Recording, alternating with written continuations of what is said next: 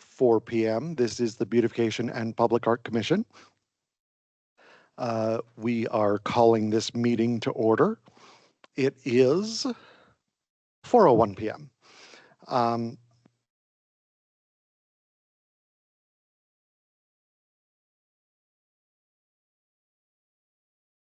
We haven't heard from Commissioner Cruz, but we'll watch for him to appear. He'll be virtual.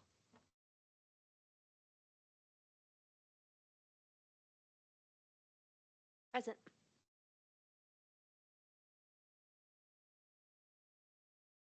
Present.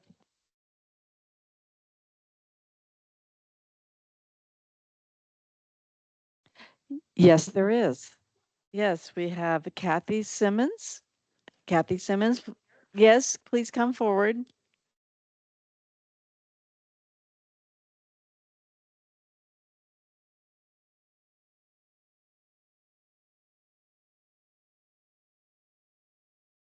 Council, and they picked our site at Olivia White to put in a wind phone. And we have the ribbon cutting tomorrow at 4 o'clock.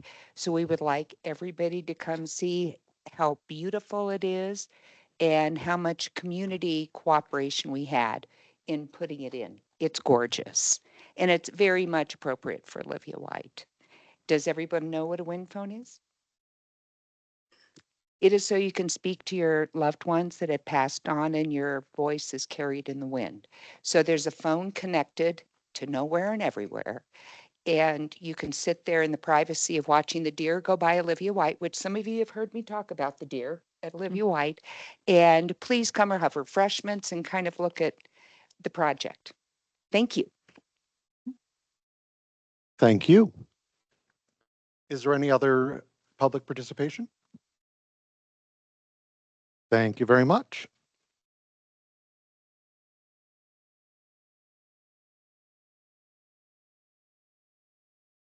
I do have one small correction, but we need a motion to approve first, correct?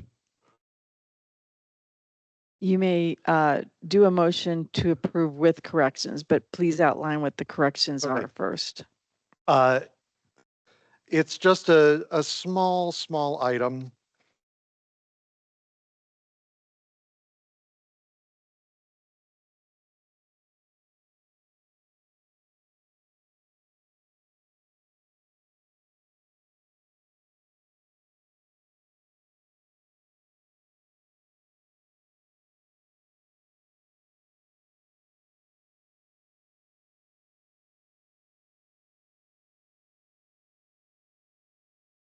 Thank you. I'll make that correction. Do we have a motion to approve with that correction? So moved. Zadra, second. Aye. Any opposed? All right, it looks like it's unanimous.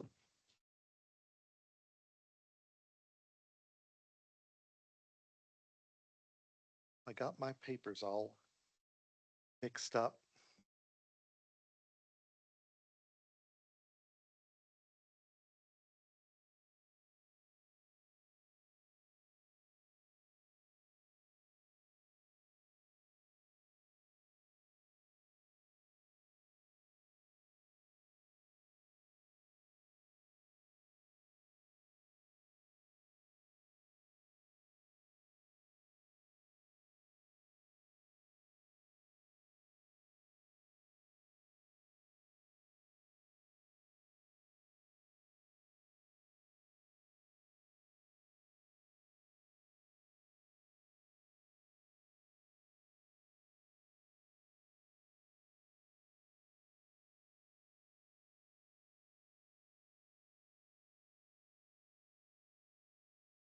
Is there anything that the vice chair would like to add to that? I would just like to add that I brought printed material with the call for artists if anyone would like to take a printed copy and share it.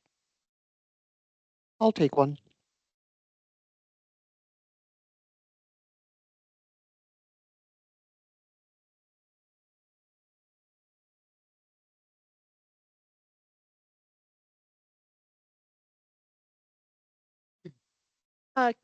Commissioners, please be sure that you're using your mics and it has the red light on. People online can't hear unless you have your mics on. Thank you. Item G, we have several action items. First is the Elias Marshall BIA grantee revision.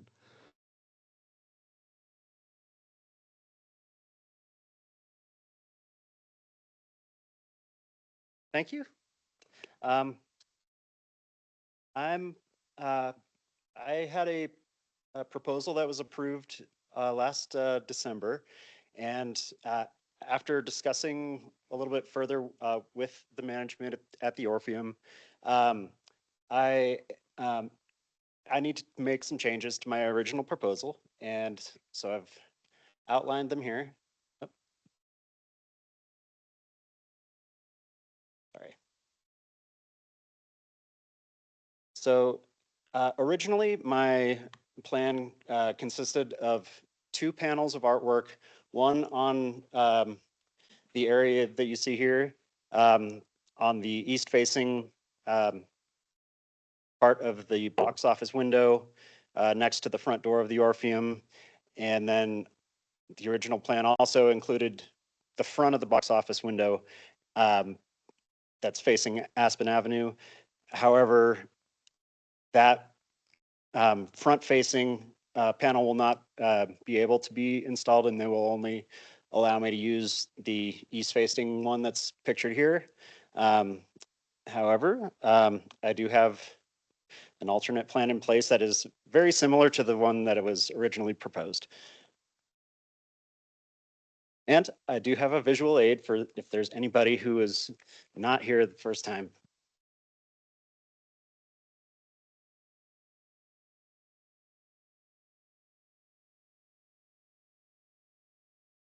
So that's a representation of my 2D artwork made from copper and steel, layered, depicting our Northern Arizona scenery. Basically, that one is a representation of the colors I'd like to have in the background, as well as having a guitar sculpture in the foreground. And really that is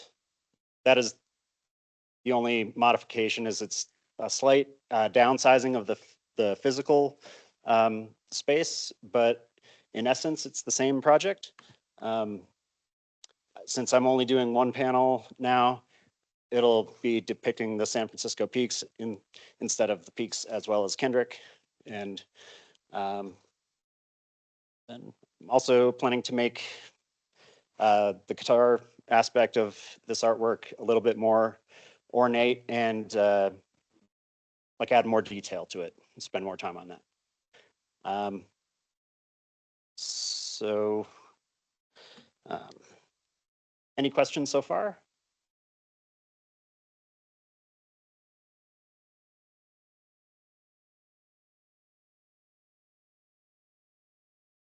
Okay. Next slide, please.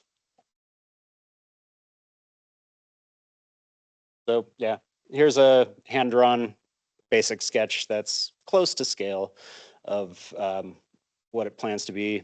Yeah, scenery in the background, guitar sculpture with bicycle gears, flowers, old tools, some automobile parts. Some of you guys probably remember from last time. And yeah. And refresh my memory, we did determine that this was going to be behind glass. It is going to be behind plexiglass, or have that attached on the front as a anti-graffiti, any number of potential problems could arise. So that's to protect that, and I'll also have a several layers of clear coat directly on the artwork that helps protect it from the elements and from weathering since it is outdoors. Great, thank you. You're welcome. Thank you. Any other questions?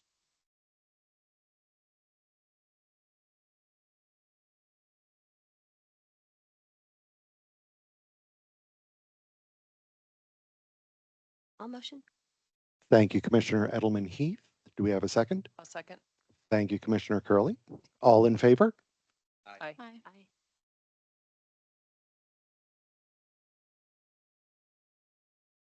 Congratulations. Thank you. It is approved.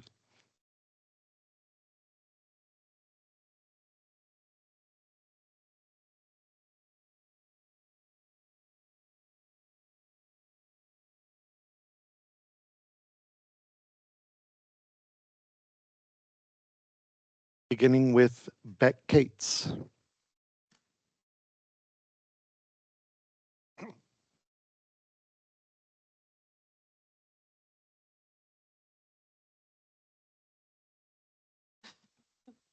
Thank you.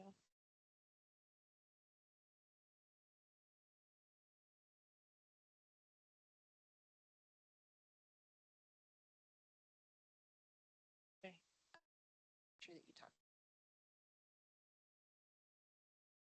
This is our first BIA grantee, Beck Cates. And before we get started, I just want to say, please, we'll review all of their presentations. We'll vote later at the end of the meeting. And please just review every presentation and budget as an individual. We'll look at the guidelines in the future. And if you have any questions, please feel free to ask the artists. The artist will have 5 minutes to present, and the timer's right up here. And then there will be 3 minutes for questions. And if you would like more time for the presentation or the question, you can vote for 1 minute of extension of time or 2. Hi, everyone. My name is Beck Cates. And the BIA grant I'm proposing, I'm calling Grand Inspiration. And it is in collaboration with youth who attend Grand Canyon youth trips, and specifically the Grand Inspiration trip that they run. The goal of this project is to highlight youth-created artwork through a large-scale wheat paste installation on the exterior bay door of the Grand Canyon Youth Building in Sunnyside. It's the brown slatted side that is not in use anymore and is open to the street.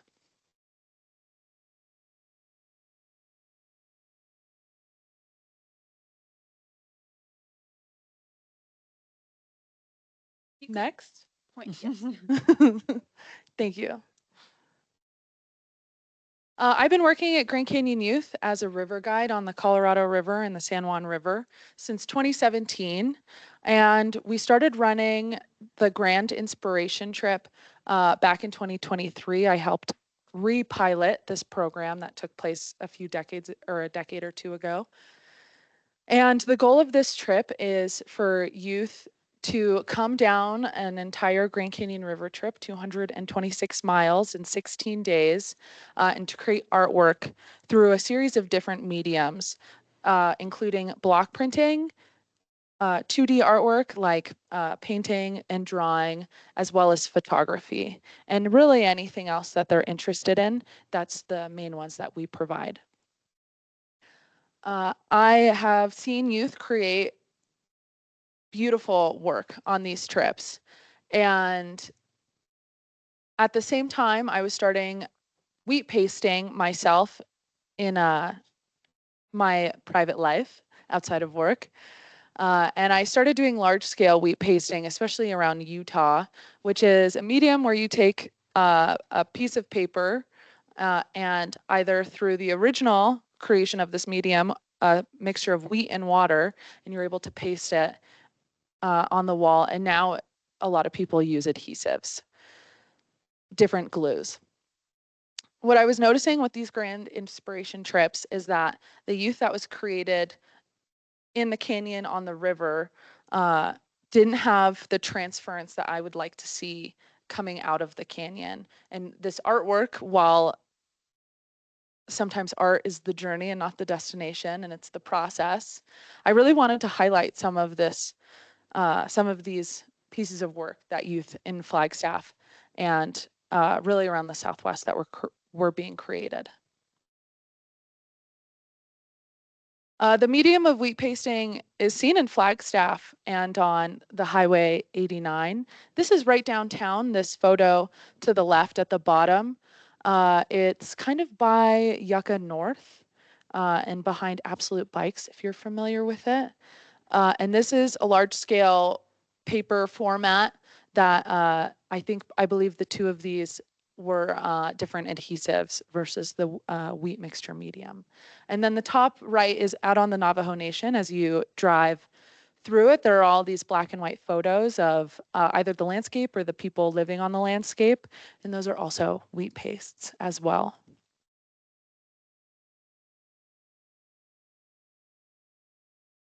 This is a large scale format wheat paste that I did in southern Utah on some private property.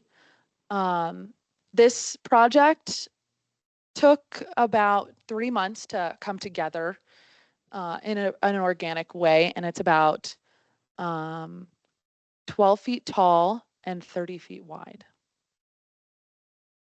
And this project specifically is highlighting somewhat of a mixed media image that I was hoping would happen on the Grand Inspiration Project, where we have a block printing portion at the top that is the practice love, and then pen drawing for the take action now, as well as film photography, all layered together. For this project to work, I would try to set youth up for success in terms of, as the trip goes out, briefing the guides and the youth on what this project is, so they have an option to opt in if they would like to submit their work for this to happen. And then layering mediums would mean more youth would be able to see their art represented on this project. This is my budget. It includes specifically artist costs, youth and mine, the print itself, and the materials to make it happen. All right, so that is the 5 minutes. Are we ready for questions, or would you guys like to vote for a longer presentation? A motion for. I'd like a motion for 1 more minute, please. Second. Thank you. All in favor? Aye. Aye.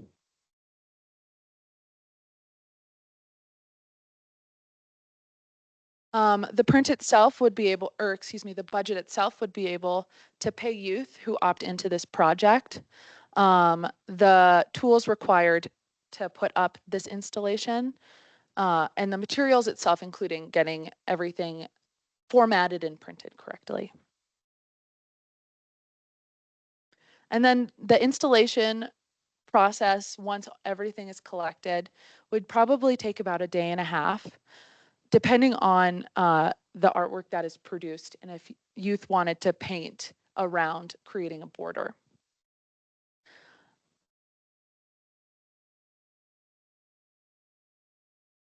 In summary, this project would support the transference of what was created on the river during the Grand Inspiration trip to the community itself into Flagstaff. This would be a youth-driven project where youth would also be able to have the option to put it up with me. Thank you so much. Thank you. Are there questions? I do have a small question. I know that wheat paste is a very durable adhesive. Are you also going to be protecting the surface? Yeah, I would put in the budget that's up there. It has a primer for below and then a primer for above as well. Okay. To seal it. Thank you. For the youth artist fee, it says the cost is $250 for a total of 500. So is that 2 youth artists? Yeah. That's that's the total number of artists that you think you'll utilize? I'm open to that number changing so more youth will have the option to be getting paid. And I would really love for a youth to be able to get paid in this project. Right now I have it set at 2 youth. Yeah. On the door that you're going to be using, it's slatted, is that going to be impact how you make application, or is there anything in the budget in order to make sure that the base surface can accommodate what you're trying to Mm. accomplish? Yeah, this medium is pretty incredible. When the paper gets saturated, it becomes pliable enough to be able to go around pretty rough surfaces. I've seen wheat pastes on like cobbles and different like rock finishes and surfaces, pretty similar to what this wall looks like. And so the slats themselves, I'm not too worried about this. That was a concrete one, but especially I bet this lower building, well, both buildings I bet had pretty rough surfaces. And then we would prime the surface first and then get the image ready. Yeah, thank you. I just had one quick clarification question for the budget. It has $200 allocated for food or drink. Is that permitted within BIA guidelines? That was removed from Oh. the updated Oh, I'm budget. sorry, I'm looking at the wrong one. Thanks for clarifying.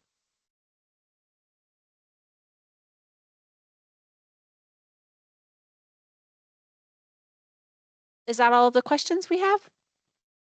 Seems like it. Fantastic. Thank you, Beck. Thank you all. Thank you very much. Up next, we have Catherine Simmons from the Olivia White Hospice Home.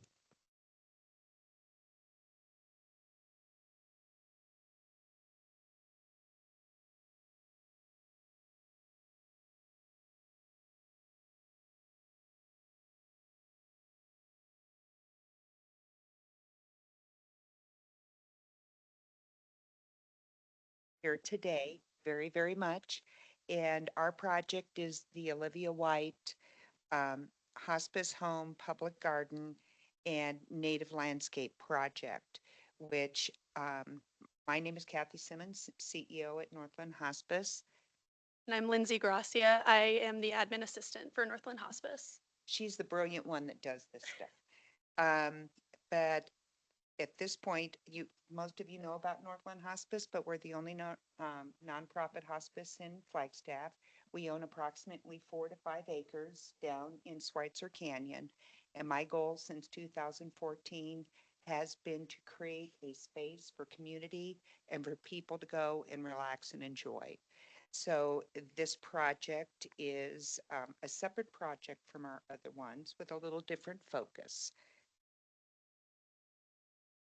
Sorry about that. For the project overview, so what this is we wanted to have a public facing garden along the Futz, which is kind of on the backside along Turquoise, on the backside of the Olivia White Hospice Home.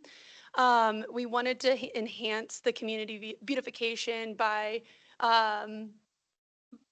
making it more of an interactive, but also it doesn't disrupt the nature that's around it. It doesn't disrupt those deer that Kathy loves so much, as you can see in the photo.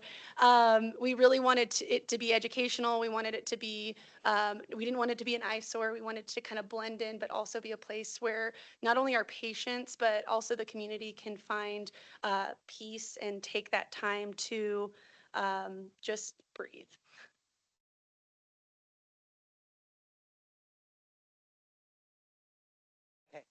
So along with, just visitors and families that we get all the time in the area, the neighborhood has been stopping by as we've been working on other projects and just really excited about it themselves. And then, of course, the FUTs, when we were out there working on the other project, just, I would say 30 to 40 actually walked by, stopped, sat and watched what we were doing. So it just shows that adding some extra space for those people to come and enjoy and relax, picnic, do whatever they want to do. School kids can come because that part of the project will be focused towards education for kids. And of course, tourism, even though who knows, maybe. So So for the beautification and design elements, we really wanted to focus in on, like I mentioned, the native plants that are adapted to Northern Arizona. We wanted to have gravel paths. That way, again, it's not disruptive. We're not putting concrete down. We're just trying to keep it where it is still accessible, but also just keeping it beautiful. having benches for a quiet reflection space, as well as seasonal, colorful and pollinator-friendly plants. So you're getting that nature tie-in as well with all the hummingbirds, butterflies, all the fun things that come with pollination.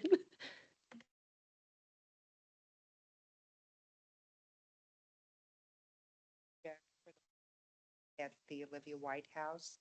So this would be an extension of that also that we encourage that. I had to say something. There you go.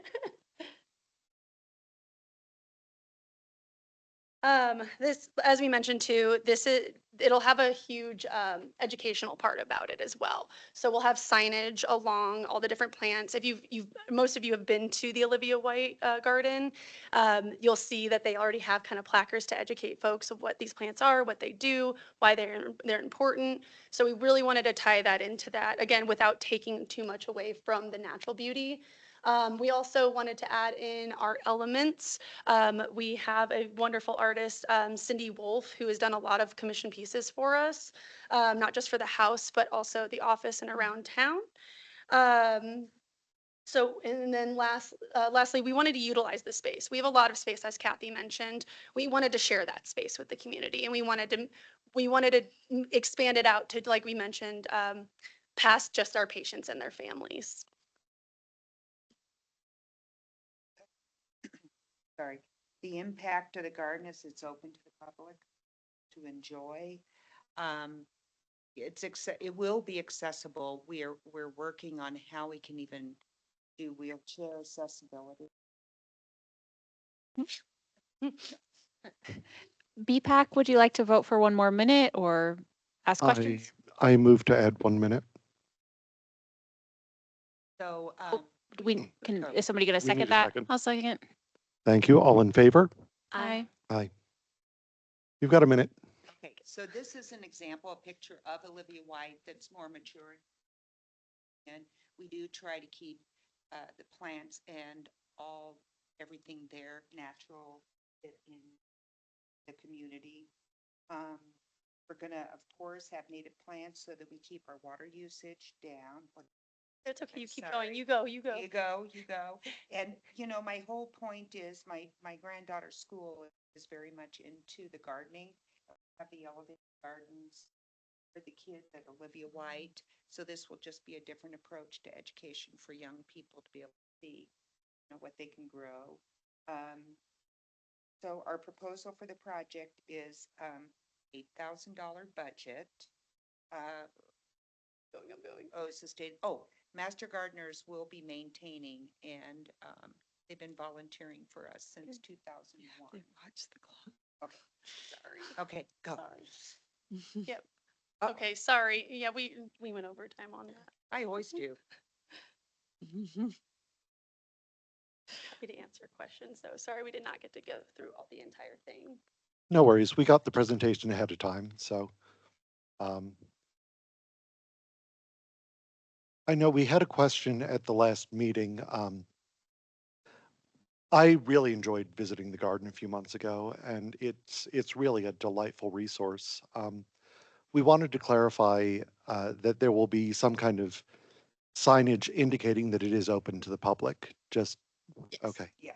Yeah. We'll promote it as well on our social media. We also have a front page ad, I guess you could say, in the Flagstaff Business News. We're right after the front cover, and that would be something once it's open and ready to go. We want to promote it that way as well.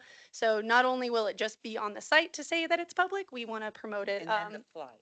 And then flyers Flyers, as well. Yeah. so they'll be at the beginning, so you could take a flyer. Oh, good. And then we'll try to make them out of something so people don't just throw them. But that somebody could take that and actually do a tour, because we have that also for the Olivia White Gardens on the other side. Where people can do a self-guided tour. Yeah. And I get the impression that people are already visiting the garden that you already yes. have. Yeah. Okay, great. When it's in full bloom, for sure. Yeah. Okay, thank you. So it looks like the location is gonna be closer to the Futs, correct? Mhm. Okay. And I believe the parcel next door has a sale sign on it. Oh, yeah, it did. Are you at all concerned about the impact, or is this gonna be like right towards the lot line, or? Just curious where you're, for placement purposes. There's an owner in between where the property is for sale. Mike Mangini owns that strip in between.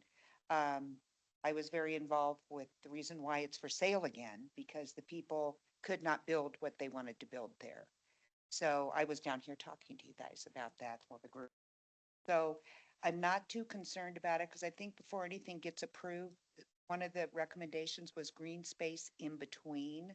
And I don't think Mike Mangini is going to use that. His is for residential, not commercial, so I don't think he'll be using that anytime soon.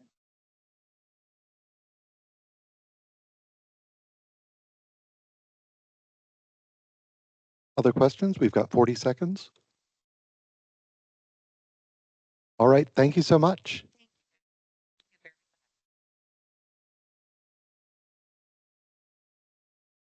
Up next, it looks like we've got Yvonne Wan on Zoom or Teams or whatever we're using.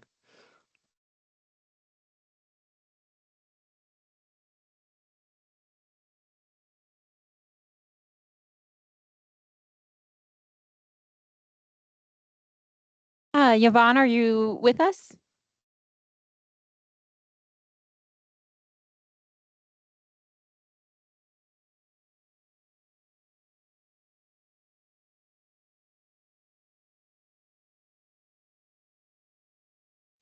Yvonne, can you hear us? Yes, sorry, I'm trying to figure out the technology here. My apologies. Hold on, just bear with me. Oh, okay. Can you see me? Yes, we can hear you. We can't see you quite yet. Do you mind turning on your camera?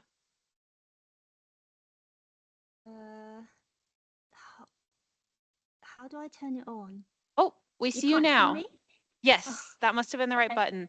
Great, So thank you. Yvonne, you'll have 5 minutes to present. I'll just say 1 minute, I'm sorry to interrupt, but just to kind of give you a warning. And then the commission will have 3 minutes to ask questions. And then when you're ready for your next slide, please just say next. Okay, just give me a moment. All right. All right, so you're in control of the slide, right? Am I right in thinking that? Yep, just ask next when you're ready for your next slide, and we're ready for your presentation. Okay, hi, my name's Yvonne Wan. I'm a social cultural anthropologist. That's my background.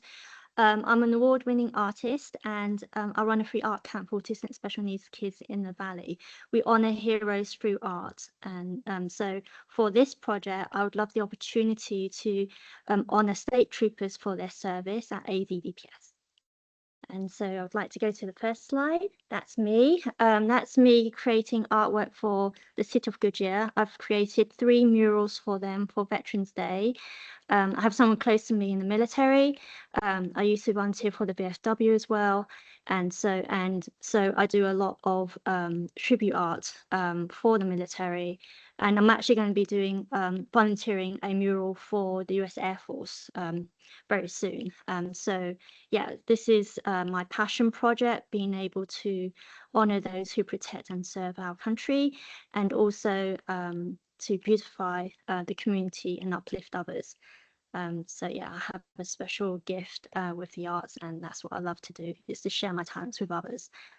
So yeah, so this is my latest event from last week. We honored all branches of the military, had heroes, gave them trophies. AZDPS came out with Touch a Truck for my students. So we had about 250 people come, about 40 children out there who came to the event to celebrate Autism Awareness Month. So we drew heroes and AZDPS troopers as well as part of the program, and to inspire the children and get them active in the community. So I do have roots with, I do have roots with AZDPS because each year I donate about 100 portraits to living and fallen heroes, and I've donated 3 portraits to fallen heroes at AZDPS as well. So there is an existing relationship with AZDPS and Flagstaff as well.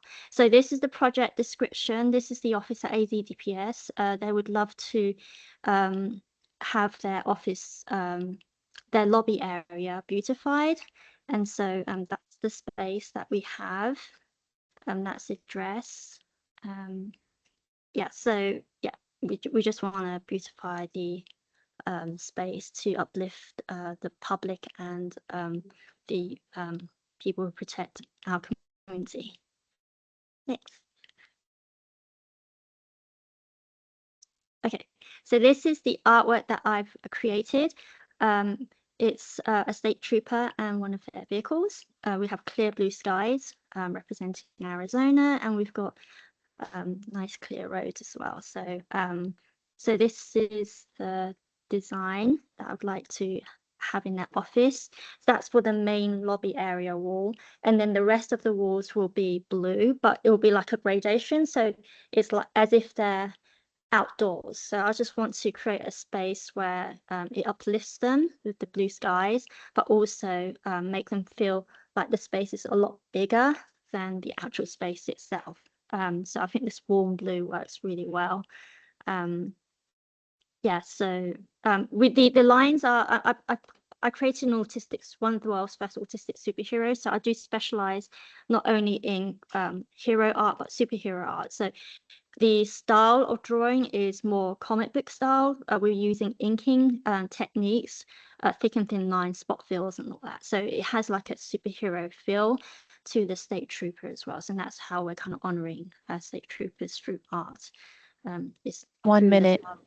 Okay, next.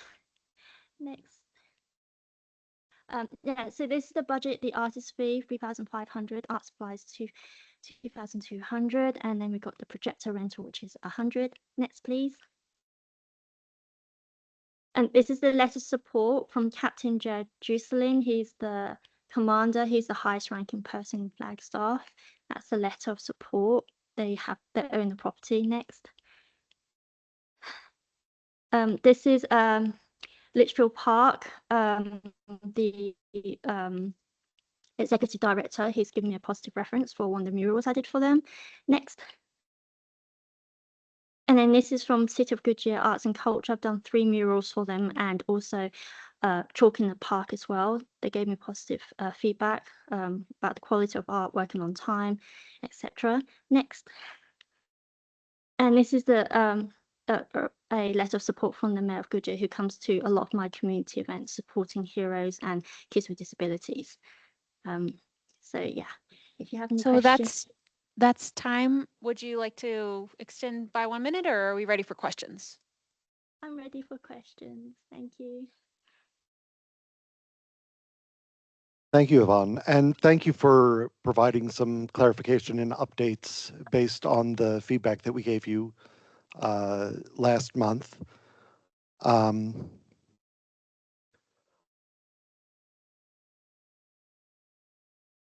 Questions?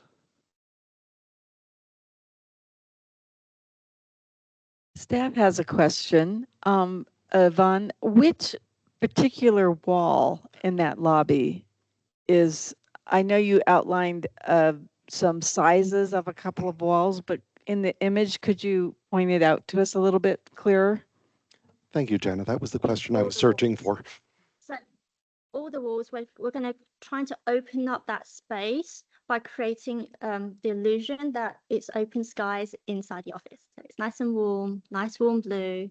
It's going to create gradation effects. So we're going to make it look kind of semi-realistic, but with the inking style, it's going to make it look kind of like a superhero theme to honor the troopers for the work that they do. So hoping that artwork will make them feel empowered and make them feel honored for what they do. So what wall yeah, will be? All the walls, but the picture of the vehicle will be on the where the chairs are, and so that's why the vehicle is on the right hand side, and left hand side is up to them whether or not they keep the furniture there or move it around. It's at their full discretion, but the entire room is going to be blue, so it's going to feel as if they're not in an enclosed space. It's going to free up their experience at work and the environment for the public, and also the people working there as well. And so will it be floor to ceiling, including where the windows are? The ceiling, I need to double check with the commander, but I'm very flexible. So I'm always very committed to making sure that everyone's happy with the work that I deliver. So I don't work on the clock. If I always work until they're completely happy with the work that I do. And that's why I do a lot of volunteer work as well. So it's more of a passion of mine to create artwork. So it's not, yeah.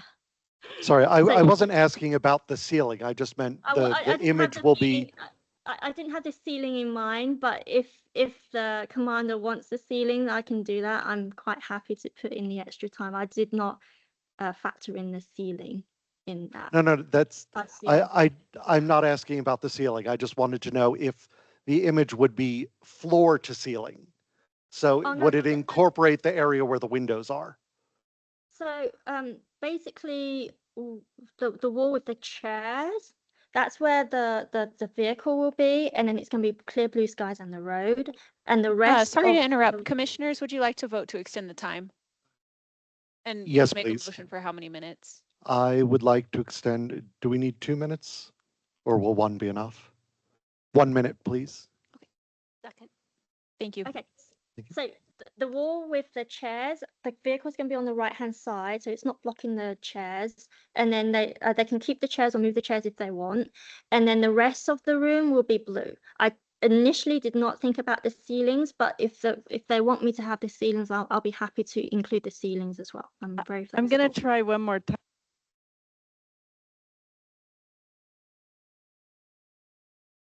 The rest of the room will be blue, like a gradation blue, like skies. Thank you. Any other questions? All right, thank you, Yvonne. Thank you.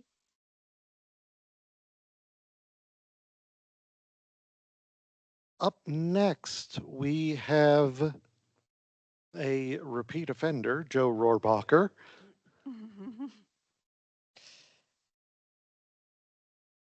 Is Joe also on Teams? Yes, so Joe is joining us on Teams today. Joe, if you don't mind turning on your mic, we're ready for you. Hi, y'all. It's good to see you guys again. I'm so sorry. I've never done this on a computer. So you might have to bear with me a little bit. I think my daughter got me set up good. I'm here in Oregon, and I hope y'all are doing good. I'm sorry I'm not there in person. Let's see. Oh, look, there it is. Okay. And so I just say, can y'all hear me okay? We can hear Yes. you, and time is going. Just let me know when you're ready for your next slide, and I'm happy to Oh, no. advance your slides. I'm No, it's so okay. sorry. It's okay. I- Go ahead. Okay, I'm so sorry. I didn't realize. Hi, everybody. Okay, so this is, I want to do a mural for the Soto brothers. This is located on 3220 East Route 66, I believe. And this wall, I've seen this wall there for years, and I've always thought it would be such a cool wall to do like a car auto themed Route 66 mural on. Next, please. Yep, there's Carlos, and him and his family have been at that business. They've owned that business there for like he said over 14 years. We've been in collaboration with the owner of the building, and she happily gave her approval for the building as well, for the art project. Because it's, we have the dark sky mural on the west side of town, as you guys know, on the music store. And so I think it would be really cool to have one on the east side as well, and especially on Route 66. I think that would be such a nice little bracket over there. And Carlos loved the idea, really, honestly, of any work. Like he looked at my website and was like, yeah, do anything. And then when I proposed this idea, he was all in for it. Next, please. Now I'm sorry, this is just a rough painting sketch I did. It's kind of along the lines of like a Studebaker pickup truck, really. I love Studebaker. I'm a classic car nut, and Route 66 nut actually, and I love the idea of like an older 1940s style pickup truck, like a Studebaker. My bad. Studebakers I know have the vertical grills. This is a horizontal grill on this truck. But like I said, this is just kind of a rough painting sketch to give you an idea. But I love the idea of like galaxies and stars coming out of the bed of the pickup truck. We can even, you'll see on the next slides too, there's like a Route 66 emblem like on the road, and we could do that in this design too to really honor Route 66 given the 100-year anniversary right now. And I would have all the other necessary details like taillights and windshield wipers, and I love, like I said, I love the galaxy reflected on the front windshield. I think that looks pretty cool. And yeah, and again, like moon rims are the coolest. They reflect really beautifully, I think. So again, sorry for the rough sketch. This is just a rough painting, but it was just to give you an idea of the truck that we would like to put up there. Definitely an older model, like in the 1940s era. I think that carries a lot of history, with that style. Next, please. And again, sticking with the dark sky theme, I would also like to add I would like to add all the planets. And like I said here, like given our most updated NASA photos of the planets, we have a lot of room to work with like some beautiful, warm, vibrant colors with the planets and represent those in that mural as well. And and this is the Dark Sky Coalition's 25th year anniversary for our, dark sky anniversary. So I think that along with the Route 66 anniversary, I think it'd be like such a cool time to have this theme on the east side like that. Next, please. 1 minute. Oh, thank you. This is the emblem I was talking about that we could add to the road in front of the truck or anywhere, or not at all. What anybody thinks. It's pretty open for interpretation. Like I said, the owner was really excited about having some kind of beautification project on this building. It's been there a long time. And yeah, I think that it would be a great place to honor our roots as dark sky and as a Route 66 location. Next, please. Oh, that's me. There we go. I guess that's it. Thank you. Thank you, Joe. I just have one small question. Sure. I'm trying to visualize the layout of the entire image. So you had the truck, you've got the planets. Right. How are they situated in relation to each other? Well, Carlos and I were talking about that. I spent quite a few times in his shop. We were talking about that stuff, and I like the idea of like the galaxies and the stars coming out of the bed of the pickup truck, and then the planets maybe more of like an arc around the top of the design that like kind of arc to the top and maybe come back toward the truck.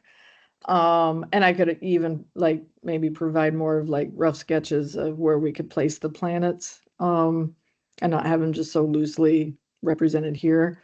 But I did like the idea of them more towards the top in an arc. Okay. So it's a fairly tall wall then. Yeah, Okay. definitely. The photo probably didn't do it much justice, but it's about, I would say it's probably about 13 feet Okay. high. Yeah, and about 25 feet long. And I didn't put in there, I'm so sorry, you guys, but the budget for it is 3,600 total. Oh, yeah, thank you for that. Sorry. I just have 2 quick questions. Yeah. Can you clarify the property address for this project? Yeah, I believe it's 3220 East Route 66. Okay, and then can you go back to the picture of the site where the mural would be? Yeah, so is it gonna take up that whole blue area, or Yes. is there a plan for the vegetation on the left? Yeah, we would, Carlos and I would remove that. And it's really highly visible. It's right on Route 66. It's a really visible spot, but we would definitely go through and like clean up everything so that it's like totally bare for us to work on. And I wouldn't mind even doing something to the yellow and white there because that's pretty ugly. I was going to ask about that, so thank you. Yeah. It would be pretty distracting to have that there, you know.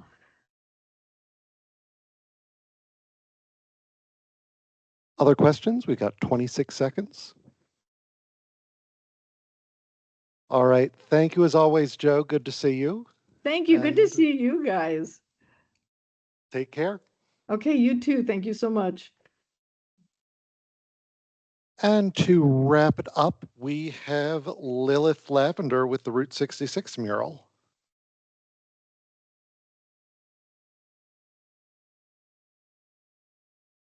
Hey, Lilith, are you with us?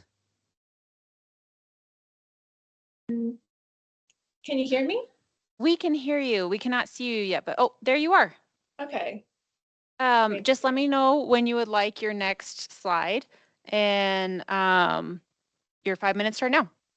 Okay, great. Thank you so much. My name is Lilith Lavender, and I just wanted to take a moment to thank you all for giving me the opportunity to present this idea that I'm very excited about, which is the Route 66 Centennial Mural. Next slide, please. So the scene starts with snowy ski slopes on the left from the San Francisco peaks, moving outright to a ponderosa forest and wildflowers in the center, and then a Sonoran desert scene on the right, going from all the seasons and also from day to night, also being a nod to Flagstaff being a dark sky community. You might note that the design has altered a little bit from my initial proposal. Recently, the founder of Matador thought that perhaps the original design was a little too Galaxy Diner, get your kicks on Route 66, and wanted to focus more on what the rest of the mural is, which is the natural, beautiful landscape of Flagstaff. And I agree. I think that, that is what initially brought people to Flagstaff along Route 66 100 years ago. Is just the natural beauty of the area. And I wanted to highlight that in this mural, and we moved to a more simple black and white Route 66 design that would be very visible from the road. Next design, please. Sorry, next slide, please.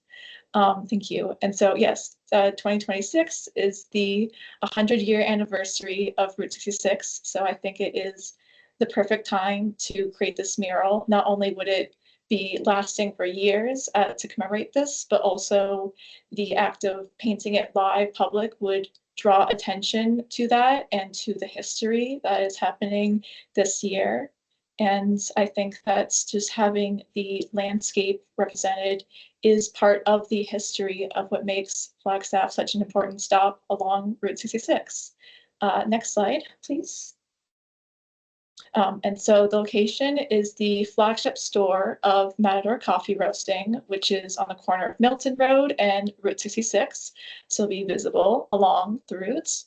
And I'm collaborating with the owner, who is a big fan of the design and my work. The wall is 25 feet long and 7 feet tall. And so it will be very visible from both the road and people walking by. And because it is outside, it will be publicly accessible 24/7. It's also Matador Coffee, the flagship store, is a former auto service station, which is also connected to the history of Route 66 in the town of Flagstaff. Next slide, please. A little bit about myself. I have been painting murals for 8 years. It has been my full-time job for 4 years now. I've designed and painted murals all over the Western US, and I have been a Flagstaff local for 3 years now. I spend my springs through the fall here. And I have a prior experience working with cities to using grants to create public arts. I just finished a mural for the city of Moab, which is featured here. It is a dark sky themed mural, and I got a grant from Moab Arts for that, and I just completed that. So I have prior experience there. Next slide, please. And then moving along to budget and timeline, I believe that I can get this done within 10 to 12 weeks. All of my murals have been operated within time so far, so I'm very confident that This is plenty of time for me to get this one done. 1 minute. Okay, thank you. And I am asking for $4,000 to complete this mural. As you can see, I've laid out the cost of the materials, and I would like to use a UV protective sealant to ensure that it stays vibrant and protected for at least a decade, if not more, without needing touch-ups. And I'm asking for a design fee of $3,200, which is well under what I normally charge for murals of this scale. And so I'll be donating some of my own time to ensure that this mural is completed to both the board's liking and the owner and the founder's liking. And last slide, please. Thank you so much. That's all I have to present. So I'm very welcoming to answer any questions you may have for me. Thank you for your time. Thank you very much. Thank you. Commissioners?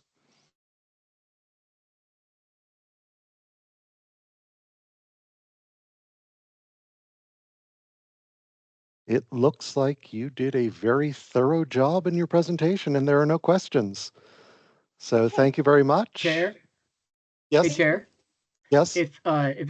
If it's okay, since there aren't any commissioner questions, I was curious about the inclusion of the saguaro cactus. I don't think they're anywhere along the Route 66.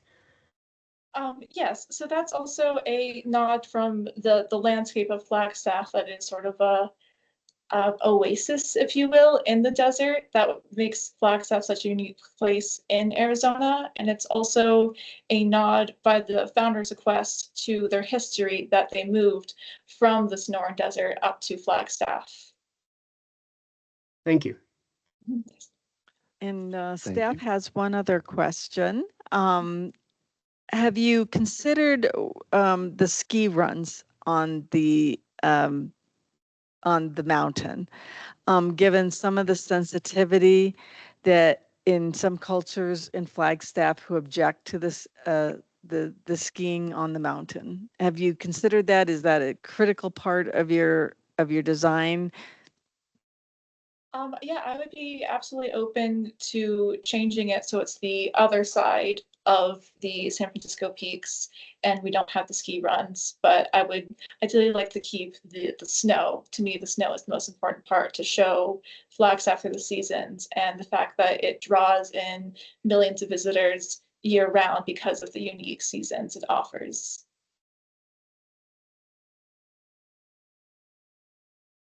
Thank you, Jana. Any other questions? All right. Thank you very much. Thank you. Thank you. And is now the time to vote on? No, later. Okay. No, we're waiting till the end of the meeting. End of the meeting. Okay. Thank you. Up next, Jana is going to present the FY27 and 5-year plan budget. Chair, Ms. Weldon is not going to present. We presented last month, but we were not able to get you the actual document. You had it at the meeting, but we didn't get it posted for the 24-hour notice in time. So right now, unless there's further questions, we're just asking for the motion. That is much easier. So do we have a motion to recommend to council to approve the FY27 and 5-year plan budget? Thank you, Commissioner Edelman-Heat. I'll second. Thank you, Vice Chair Travelby. Any discussion? Just to confirm, this is exactly what we looked at last time. It is, Commissioner Curley. Thank you. Any other questions or discussion? All right, then all in favor? Aye. Aye. Any opposed? All right, you've got your approval. Vice Mayor Sweet, give us your monthly report. Hello. I just have something quick for tomorrow night during our council meeting. We're going to be hearing from Creative Flagstaff with their annual report. And I know that they do a lot with BPAC and the community, and I'm always excited to hear what their plans are coming up. So we will have a presentation and receive a report from Creative Flagstaff on their 2026 activities as the grant making agency and the lead arts agency for the city of Flagstaff, and hear more about their impacts on art, science, and culture. So if you can tune in, I think it'll be a great discussion. That's what I have for now. I have more to come later during tonight's meeting. I'm sure you do. And is this different from the presentation that we got from Julie last month? Chair Rulon, it is a combination of what we got from Julie and then Danny Commando at a previous meeting. It's mostly a combination of those elements, yes. Okay, good to know. And I think it's always interesting to see what, city council members take away from it. So I'm a very big supporter of the arts. I believe city council is as well. But being up there, hearing the presentations, there's some great conversation and questions that often get asked. So Oh, that'll be good. absolutely. I also have grades due on Wednesday. That's kind of why I was asking. But yeah, absolutely, it is good to. And you mentioned that council was going to be discussing data centers. Did you have an update on that? We did have a discussion. We did not have a vote. There's just so much information coming in. Originally, there was going to be a vote at the end, and we're kind of waiting for some updates from staff to continue the discussion. As you can imagine, I'm sure you're reading about it through media, and it's a very large conversation. So stay tuned. When it comes back to us, I'll make sure to let you know. Yeah, great. Thank you so much. Up next, this time Jana will be presenting. We've got a couple project updates. Yes, BPAC has approved in the last year or so a number of beautification projects. And whereas these don't really have art designs, you've already approved the projects. They don't really have art designs to present to you for approval. I just did want to give you an update about where they were at and show you a few design elements that have come to bear. So we have the Route 66 Preservation Plaza, the Route 66 Ponderosa Landscaping, and then the Huntington Gabion Wall. Next. Okay, so the Route 66 Preservation Plaza, we had several elements. It needed to be repainted as far as some of the signs and the kind of pavilion piece. You'll see that in a minute. Some tables needed to be replaced. The signage needed to be refreshed, reprinted. And we made a few like border color changes. But other than that, the signs pretty much remained the same. Okay, next. So here's our before. You can see some of the condition that the signage was in. It was kind of, everything was painted to be kind of the mimicking Corten steel kind of color. We decided to, and we were working with the original landscape architect. So it was their design to begin with. And so we decided to add a little pizzazz. Okay, so next. So the orange is a little bit more of a salmon orange. It's a little more intense. And then we decided to add blue, just more keeping in some of the colors that were found on the historic, Route 66. You can see the new benches. And then also on the back of the signs, we decided to add the centennial emblem, as well. It was blank. So, that's not replacing one thing with another. It's just adding to. Next. And then we've also added a near the monument sign at the mall. We've had a lot of people jumping out of their cars and running up and taking selfies. Over the last few years, we heard from this from Bonnie Boucher. So we're kind of putting rocks to discourage them from jumping from the street. We're lowering the level from the sidewalk side and kind of regrading it and adding DG, so that there's an opportunity for better photos. This was an add-on. We only put it in if we could afford it. If it came in within the original budget, it did. So we went ahead and approved it. And this should be all done by June 1st. It is, I would say we're over halfway there. Next.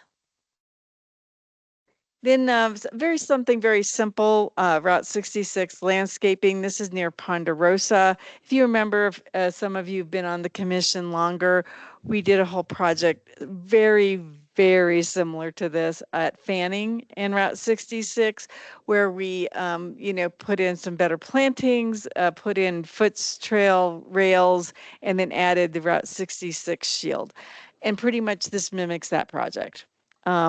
It is the same design, same landscape architect. We just got that's approved by council. So we had hoped to be done by June 1st, but apparently no, we won't be done till the end of July. So we put this out to a bid, and it came back with within the bid that the plants weren't going to be available till late June.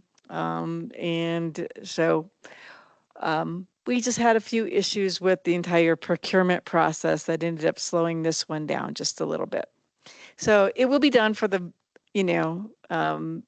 for the summer, but not quite the beginning of June as we had originally hoped. Next. And then the Huntington Gabion Wall. For those of you who've been on the commission for a long time, remember this was brought to us by our traffic engineer, Paul Mood. There was a very ugly, just cement, barrier, and that's been graffitied a lot along Huntington.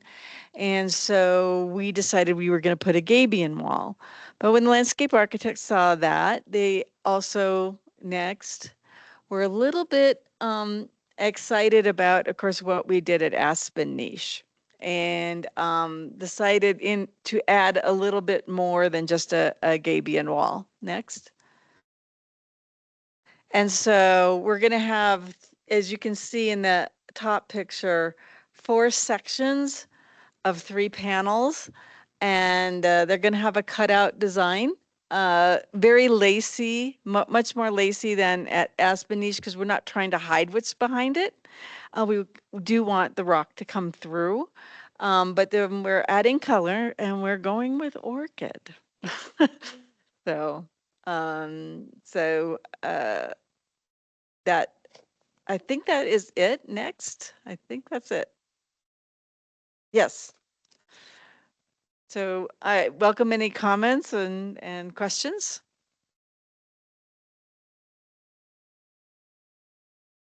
I really like the choice of colors for the 66 Plaza. I think they make it look less dated and make it feel like the past is new again.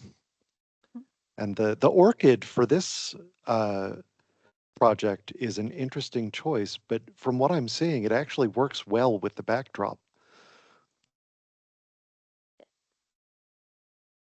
Thank you. Yes, we did try a few colors, kind of some blues and mint greens and things, but actually with the kind of gray, the grays of the basalt that will be in the Gabion, actually, the lavender won out. I like the introduction of the panels too. I think that's going to be really nice. It'll make it stand out a little bit more, and yeah.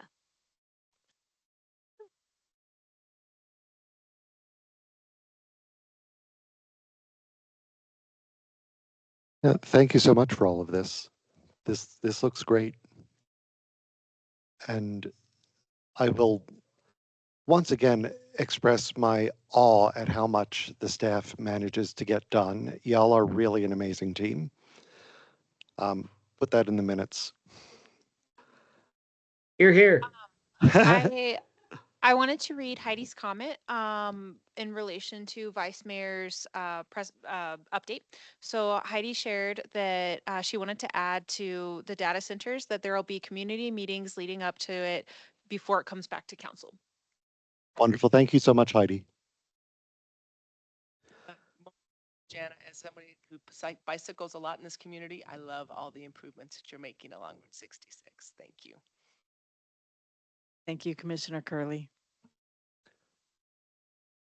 Up next, we've got a design change to a multicultural exhibition sculpture. Take it away, Kristen.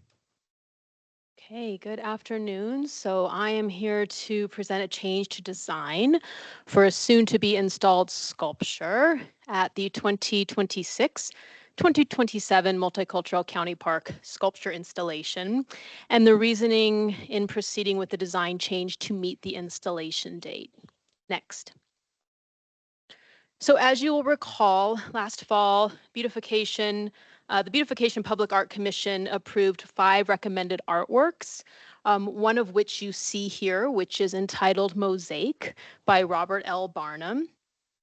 It features 3 stylized forms. There's a father figure, a youth or child in the middle, and then a mother figure. So from multiple angles, the design shifts, and you can see 3 distinct individuals, or when you are viewing the sculpture head on, you see a unified family form.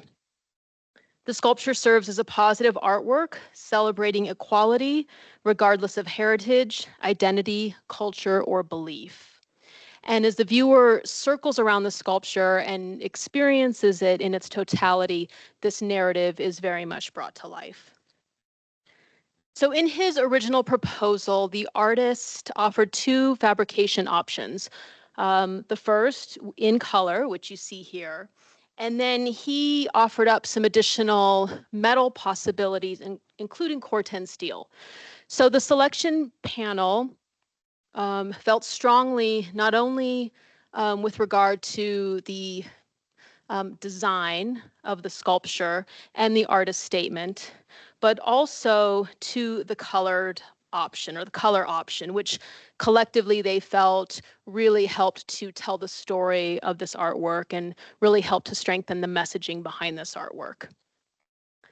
Last Wednesday, the artist notified us via email that he has reconsidered the use of color after extensive conversations with colleagues and university students. He is a professor. According to him, the original rainbow colors intended to speak broadly to all people now primarily signify the LGBTQ+ movement, rather than the rainbow organization which was started in the 1960s to stand against racism. The LGBTQ+ movement is an important but not inclusive symbol which conflicts with the artist's goal of representing all people equally. He says, quote, "The decorative rainbow colors defeat the sculpture's broad-based content. Decorative color as applied paint of any kind will only limit and at some level defeat this important public statement," end quote. Next. So here is the image he provided of the design change as it was presented to staff, now in pure stainless steel form. He added that he feels stainless steel represents no one person or movement, but as a matte finished mirror represents everyone. Quote, "Mosaic in pure stainless steel form is subtle but powerful. Decorative color of any kind defeats that potential and power," end quote. So shortly after I received this email, I followed up by phone, and I can confirm that the artist was adamant that he is not changing, that he will, not paint the artwork.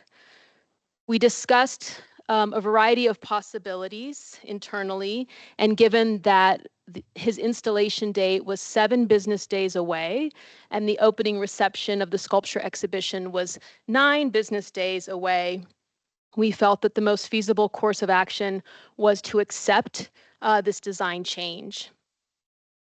So we wanted to obviously bring this to the commission's attention prior to installation, prior to the opening reception of the Multicultural County Park Sculpture Exhibition.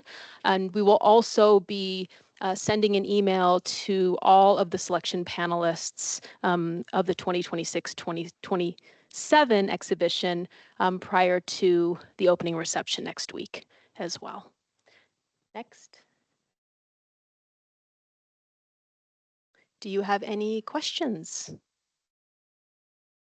I have a comment, I guess. I would say I just would like to, I don't have an issue with using raw material and landscape architect. I often like to do that, but I do have concern about the characterization of, as a queer person in the community, of the LGBTQIA2+ colors and rainbow being exclusive of other people. So I'd like to just officially comment on that. I don't think he was even using them in the artwork in a representative way, and I just don't, I have concerns about that language.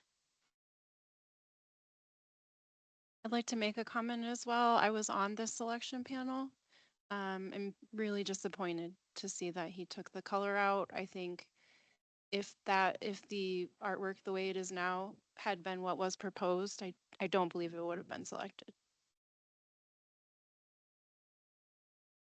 I would go a little stronger than what Commissioner Edelman Heath said, and I actually find it offensive to characterize the rainbow colors as not inclusive.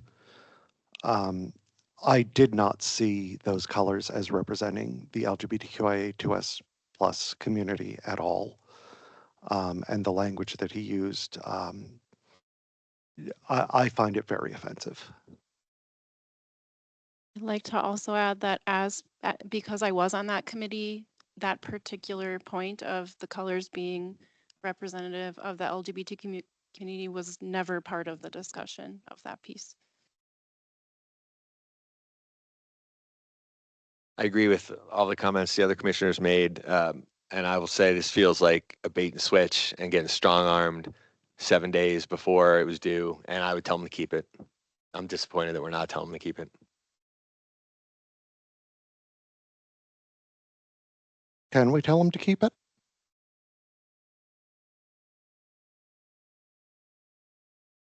Well, I had a conversation with him, and I told him that we would accept the artwork. So I defer to Jan as to, where we could potentially go from here. I will say that I will provide just additional background. The 2 alternate artworks would both be newly created. And so if we were to put anything in that sculpture pad, we are waiting for potentially 6 months for fabrication of a newly created artwork. Staff is very sympathetic to all the statements made by the commissioners, and they will be relayed to the artist. This is also, we'll send him a video, of course, of the meeting. It was a tough decision to accept it. It was big, and it was based on the fact that we would either have to really not have that spot filled, and there was nothing in and of the stainless steel selection in and of itself that was offensive. I concur that I don't know that it would have been chosen. I know that the Corten steel, we have a record of that. The Corten, of course, is a very different material than stainless, but there is definitely was the thought, not the conclusion, but the thought that the selection panel might not have chosen this particular piece of artwork in stainless, but it was an unknown. We know they would not have chosen it in core 10. That would have, you know, been a, very, that would have precluded us accepting it if he had just presented it in core 10. Given that the stainless itself was not offensive, and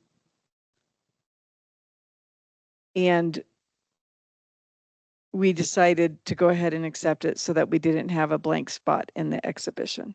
And it was a very pragmatic decision and a difficult one. It is certainly something that we will, should this artist ever apply again, that we will, communicate to any further selection panels. It is an exhibition. It's only a year. It's in that sense, if this was permanent, we would have said, no, we won't accept it. It was the temporary nature and the fact that we couldn't fill it. And if we miss 8 months of a 12-month period, then we're basically having a blank spot. I'm not saying that you will agree with my decision. You may not. I very much recognize that. We knew that if we waited to this commission meeting, that it was going to be too late to install. So, and yes, so Commissioner McGrath's comments that we were forced into a corner is accurate. It doesn't mean that I could have made a different decision. But this is the one I did choose to make. I've stated my reasons why, and I do understand if you disagree with it. David had his hand up. Yeah, I appreciate the opportunity. Janice said some of what I was going to say, which is why I pulled my hand back down. I think the temporary nature was a part of the conversation that helped me get there when Jana and I spoke about this. But it is important that we hear from the commission how they would like us to handle these in the future, and we appreciate that feedback. No, and I am definitely not going to condemn you for having to make a hard decision. So thank you for doing that. But we definitely should consider that should this artist submit again for anything, because I think this is very unprofessional behavior. Can I ask a quick follow-up question? You mentioned that the panelists would be notified. Could you share a little bit more about that? So I'll be summarizing everything that I presented today into an email, and then we'll be sending it out this week. I will be sending it out this week to Okay. selection panelists. Thanks, Kristen. Yeah, it's really unfortunate that Commissioner Cruz couldn't be here today because he was also on that selection panel, and I think he might also have some thoughts he'd like to share. So just wanted to make sure he'd have the opportunity to do that. Absolutely. We don't want anybody to be surprised when they go out there. One more. Again, I wouldn't hold it. I know it's hard to make decisions in the moment. But I do think just at a time when we're experiencing a lot of challenges, hate, and a thing like this, sometimes the absence of something because it isn't reflecting or the multicultural values that are intended in the exhibition can be as powerful as the piece itself. And so I just think that could be something to consider if a future situation like this arises. Okay, thank you. Thank you very much, Kristen. And thank you to the staff for handling that on very short notice. Up next, ArtX experiences. Yes, I'm just inviting commissioners, and I know we have also some staff experiences with ArtX. For those of you who went out and participated, May 1st through the 3rd. So I know that Kristen has an experience to share, but we'll start with the commissioners. Alas, the timing was horrible for me, so I wasn't able to make it.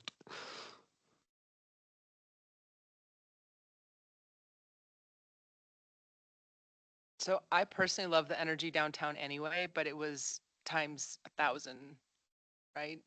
It was just the energy's great. I love seeing the coverage, pardon me, in the media, being able to see lots of information shared through social media. Just you can't possibly get to all of the things, but I just felt like there was lots of ways to also engage and be celebrating and to know what was happening in our community. And I think it was a fantastic way to start our whole spring, summer season. So it makes me more excited to see what's to come this summer.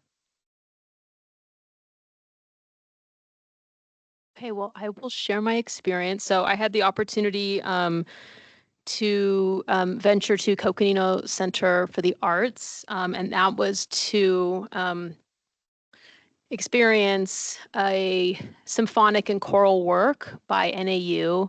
It was entitled The Lost Birds, an Extinction Elegy. And as a musician, I can be very picky when it comes to musical works. And I have to say it was one of the most beautiful and moving musical experiences I've ever had the joy of being immersed in. And I started crying 5 minutes in, and I stopped at the last song. So that tells you something. But I wasn't alone. I looked around and other people were also shedding some tears. But it was very beautiful. It was very moving. There was a pre-concert lecture between the conductor and also the executive director of the Northern Arizona Audubon Society, who spoke to the challenges that native birds and migrating birds are facing each and every day. So just a really beautiful fusion of advocacy and music for the evening.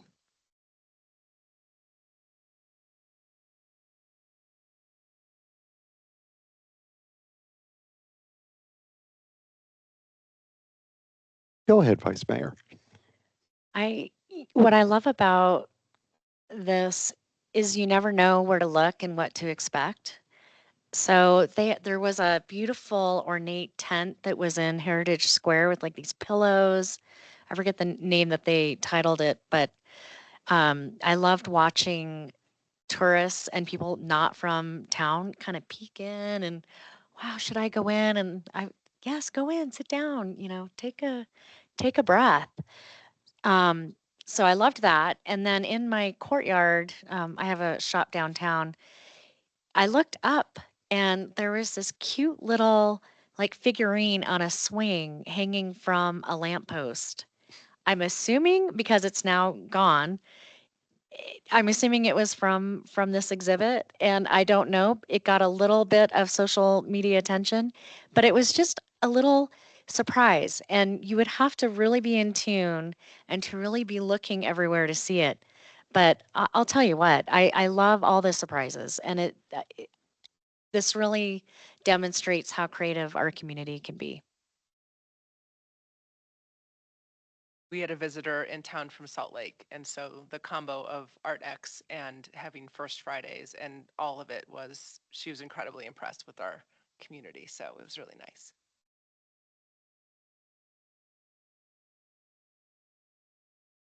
Everything I saw on social media made me really regret that I had so much grading. I know. But I look forward to next year.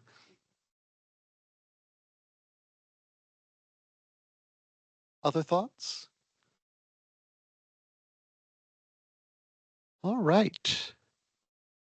Up next is Commissioner Cruz's BPAC contributions. Okay, so Commissioner Cruz isn't here unexpectedly.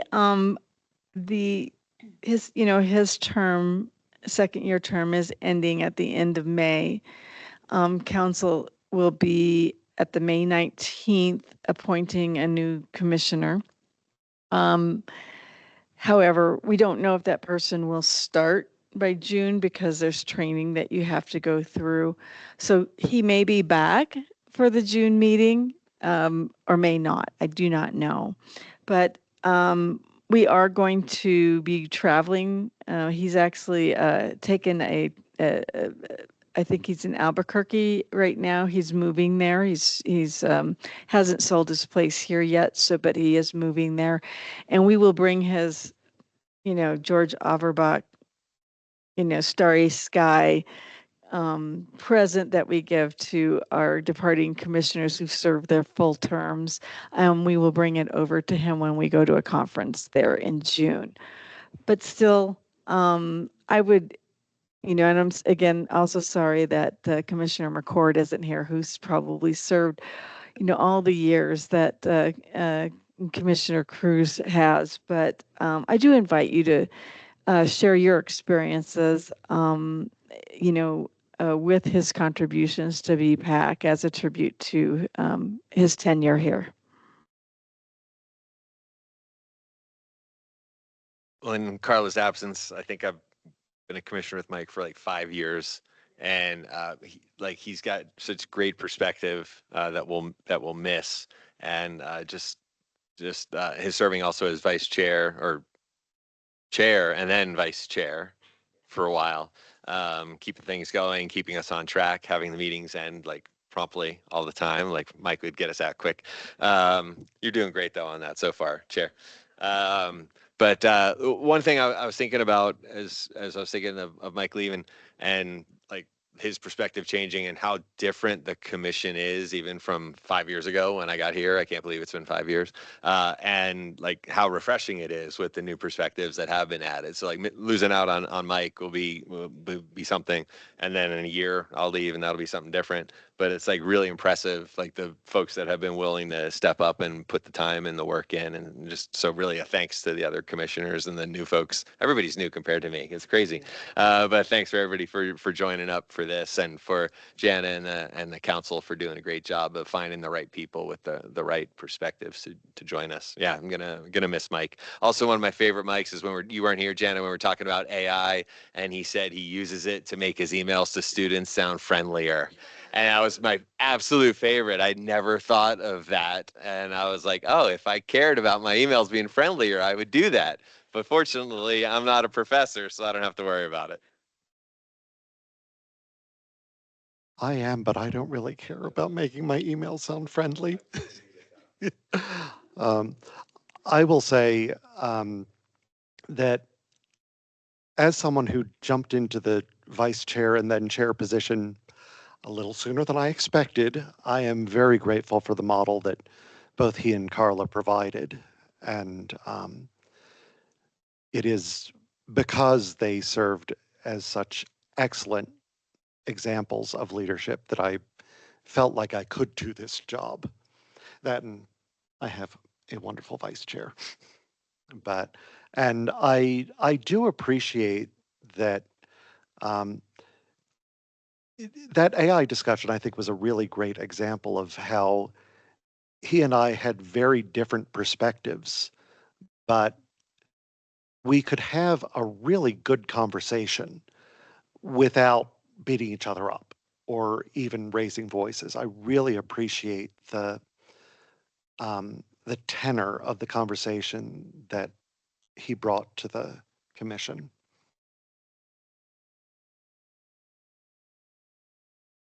Yeah, no, Commissioner Cruz is just incredibly, he just did so much work for the commission as well as a lot of organizations. I'm so sad to hear he's leaving Flagstaff because he's been part of the symphony and oh my gosh, just so many things. But yeah, uh, I remember seeing the list of things. He's like, "Oh, this is what I did when I was chair," and I was like, "Oh my gosh, thank you!" And that is a robust list. So yeah, I just want to express my extreme gratitude for all of his leadership on the commission. We'll miss his voice for sure. Yeah, I have similar. I just, he very dedicated to his community. He was involved in so many different things, and I feel like that just brought such a great perspective to this commission. The all of the different communities that he reached and was a part of. I first met him through the Coconino Hispanic Advisory Council, where he was doing a lot of advocacy work for the Hispanic community, and then getting to continue to get to know him better on this commission, and just really impressed with how much time, especially uncompensated time. It's not always easy to do that, but he really gave and gave to this community, and I'm sad to hear that he's leaving Flagstaff as well. And I know that this community will be very grateful for everything that he's done for it. I remember when he got appointed to this commission, he was so excited. And the enthusiasm about the work and the people is incredible. And also, he's very much a lifelong learner. And so I really appreciated that he has expertise and opinions and has been involved, but he's also a sponge and wants to continue to grow. And that's, I think, encouraging for all of us. So I was grateful that he asked me to serve as a citizen on a selection committee, which is how I got to connect up with this commission. And so he's also just part of my travel journey to the space. So I'm happy for him and sad for us. Yes. The 2 years that Commissioner Cruz served as chair, he really did want to be involved in everything. And he, he wanted to go to every ribbon cutting, he really wanted to promote the visibility of the commission, through his participation.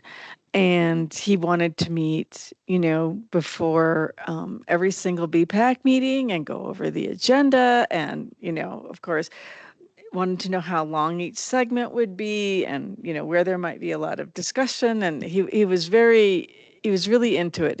It was also his idea to give commissioners that survey after 1 year of service and to give feedback to staff. And we adopted a document together from the symphony that was a little bit different orientation because it was about fundraising that, the board had to do there, which of course was eliminated from the survey that you got. But I have to say, and I think Dave McIntyre will also jump in here, we have found those coffee meet and greets with each of you after 1 year of service invaluable to steering the direction of the commission and the program. And that was definitely thanks to Commissioner Cruz. And, I'm gonna miss him not being in Flagstaff any longer. I know he'll be back a lot, but he was also really great to go out to happy hour with, I have to say. Okay.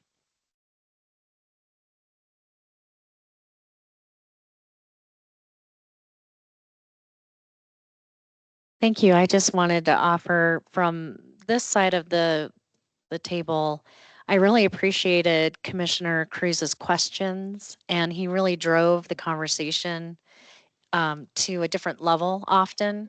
And I'm going to miss that.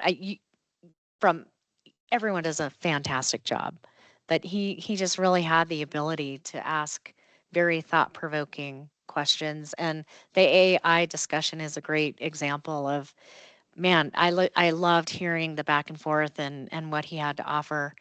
And the one thing I will say, I'm gonna miss his laugh. Can't you just hear him laughing right now? Oh, man. Anyway, if he does hear this segment, I just want to say thank you.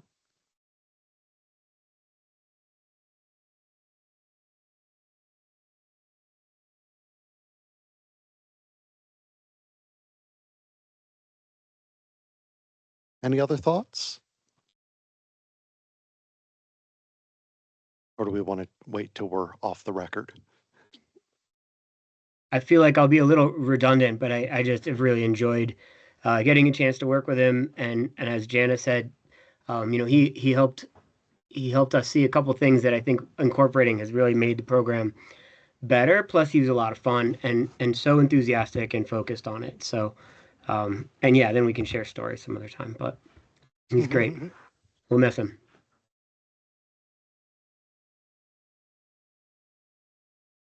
Thank you, Dave.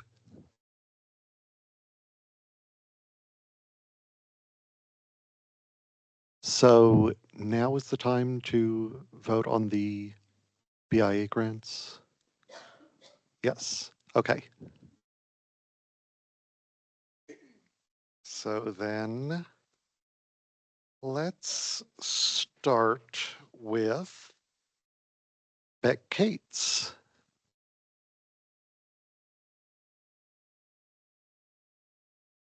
Were there any thoughts, questions? Just following up on the question I asked earlier, and I missed last month, so I didn't want to like rehash the initial proposal, but I looked in the minutes and it had not come up, so I didn't think it was mattered that much. But it just felt strange to me that her artist fee was 3,000, and then the youth artist fee was $500. It didn't feel particularly equitable. I'm sure she's doing more work, but it still was kind of strange. And I just thought there was going to be a lot of youth artists, and then to have only two. I didn't quite understand that part, but I'm sure it can work out. Good project. Yeah, that struck me as well. And she does have room in the budget to ask for more for the youth artists. And I No, would, no, unfortunately, she cannot. I mean, if she keeps her fee the same. Because oh, there's but a there's the limit artist on, fee. there's That's a right, limit yeah. on the artist fee of $3,500. Forgot about that. So no, it would definitely, and of course she does actually have to do the manual labor. So, Yeah. Yeah, I had that same thought and I went through her proposal, and for what it's worth, I mean, this did kind of help me. She listed all of the things that she herself would be responsible for, and it includes project design and artistic direction, image selection and layout composition, surface preparation and installation, coordination with Grand Canyon youth staff, and project completion and documentation. So, you know, when you kind of lay out all the things, it feels a little more appropriate. Yeah. I wonder if there could be a little more on just how how she awards the two artists, because I think she might have suggested that some might contribute unpaid. So maybe as just a part of our approval, there's a note there. Not sure how to phrase it.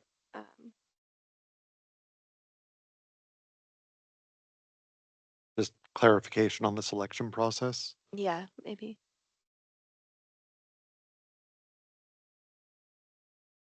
Just as information, I'll be recusing myself because my husband works for GCY.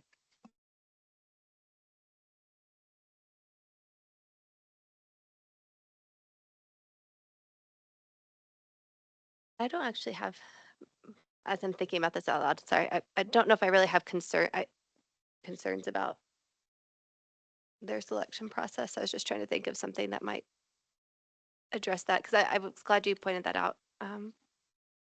So it had slipped past me that there was only going to be two. Yeah.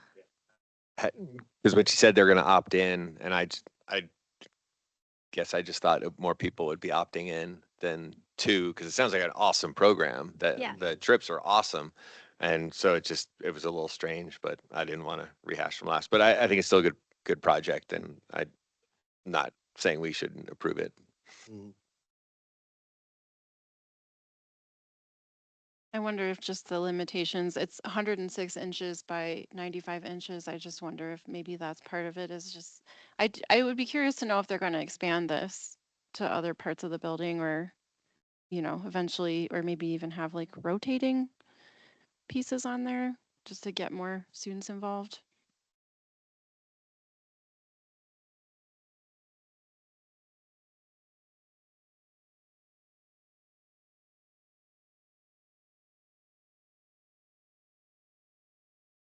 Is there a motion to approve? Or still more discussion?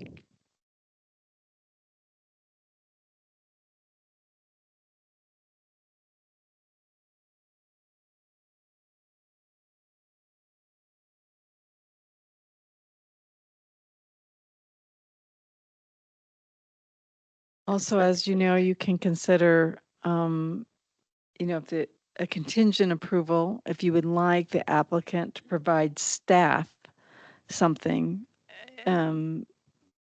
if you could articulate something that you would like them to provide to staff before they go forward. The other is a provisional, which means like you're very, very interested, but there's something you want to see that you want to approve.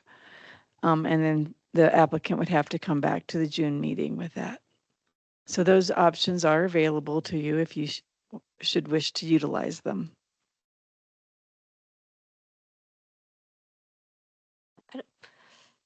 I open to suggestions, but I'm thinking of just Grand Canyon Youth's been a repeat grant applicant, and I feel really confident about their delivery, but it's my only, I don't think I. So that we did clarify with Beck, and they said that they are applying for this as an individual. Grand Canyon Youth actually still has their last BIA grant open, so they're not eligible to apply. So Beck is administering this as just an individual. The second one was provisional. The first was contingent, you said? I can never remember. Yeah. Provisional is it comes back to you in June. Contingent is you articulate something they have to provide to staff. I'll make a motion to approve it provisionally if we get more clarity at the June meeting on the youth selection and engagement process. I'll second. All in favor? Aye. Aye. Aye. Okay. Thank you very much. Up next, the Olivia White Hospice Home. Any discussion? I thought this was a great project. It's nice to see, or it gives me a lot of confidence in a project when I see a group that has a proven track record with gardens and understanding how that, and a clear plan for making it public. So I felt very confident in it. I think they did a great job of addressing all the concerns that were brought up at the last meeting.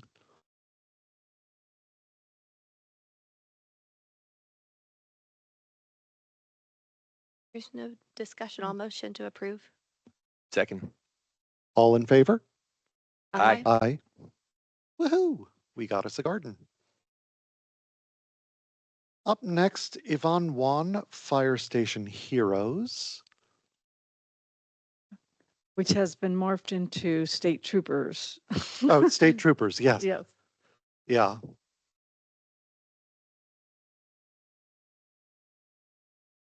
You change to the slide that has the budget on it. I just wanted to confirm if the budget now includes the rental. Because I know before we were looking at hard equipment purchase, but I believe Yes. it says rental now. It does, It yeah. does. Thank you. So I think originally the rental was a purchase, and that was much higher, and now the rental is much lower and the art supplies is a little higher.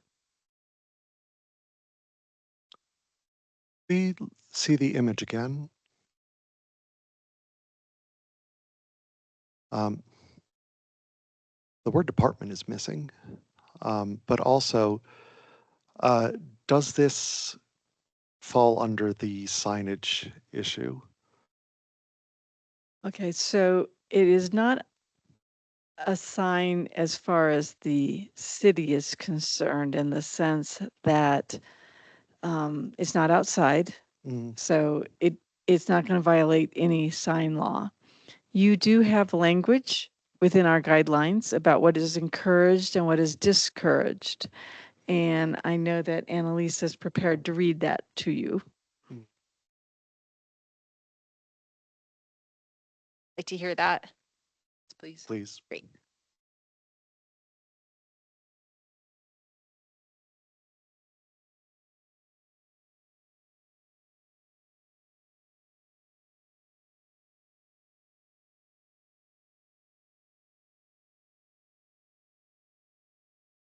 Okay, so in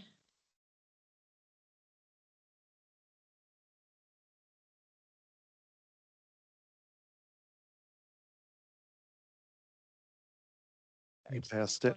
You had it. Stop, Yeah, stop. No, no, stop. you scroll past it again.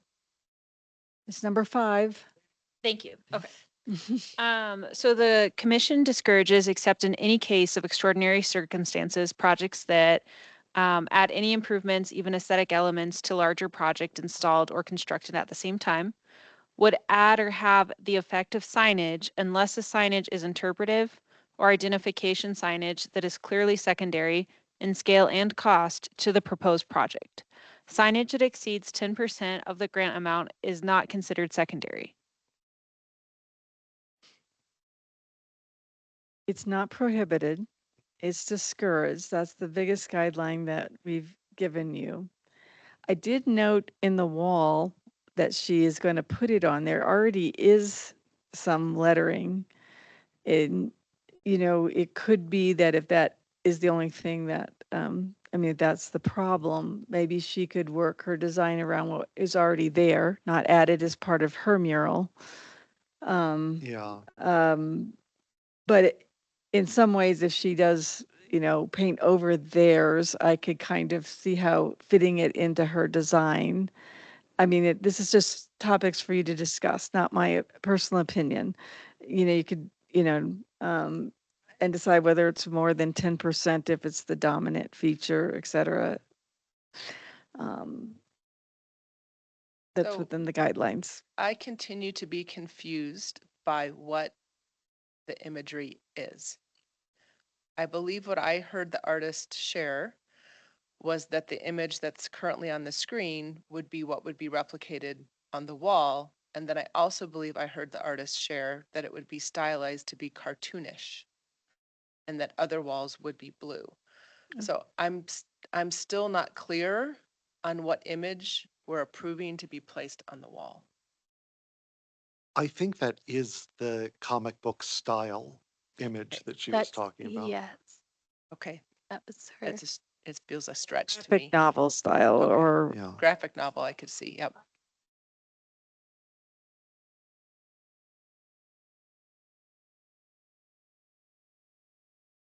Yes, and Yeah. then I thought I had also heard the artist say something about capes, like superhero capes. So I was feeling confusion about what it is we're approving from an image perspective. So maybe I can jump in and add a little bit. I think that the artist has in the past done been inspired by superheroes, and a lot of her focus is civil servants as heroes.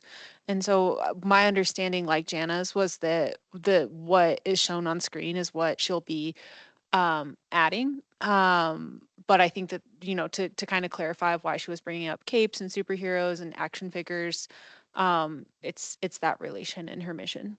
I think she was just citing that as her inspiration, but if you would like to add a contingent that we verify that, it is absolutely possible.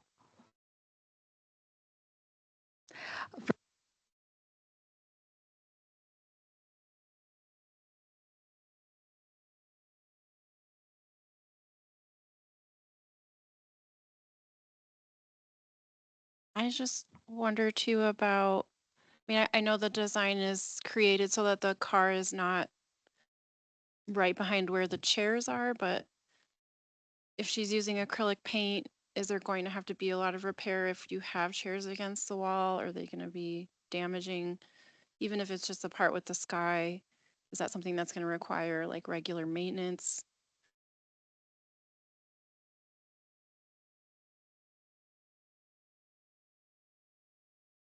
The other question I have about access to this, is this a building that's open 24/7? Since it's a public building and it's not a business for commercial, we have had from the city attorney Anya before when we were doing the courthouse that it's okay that it doesn't violate the public access the same way. That's great. Thank you for the clarification.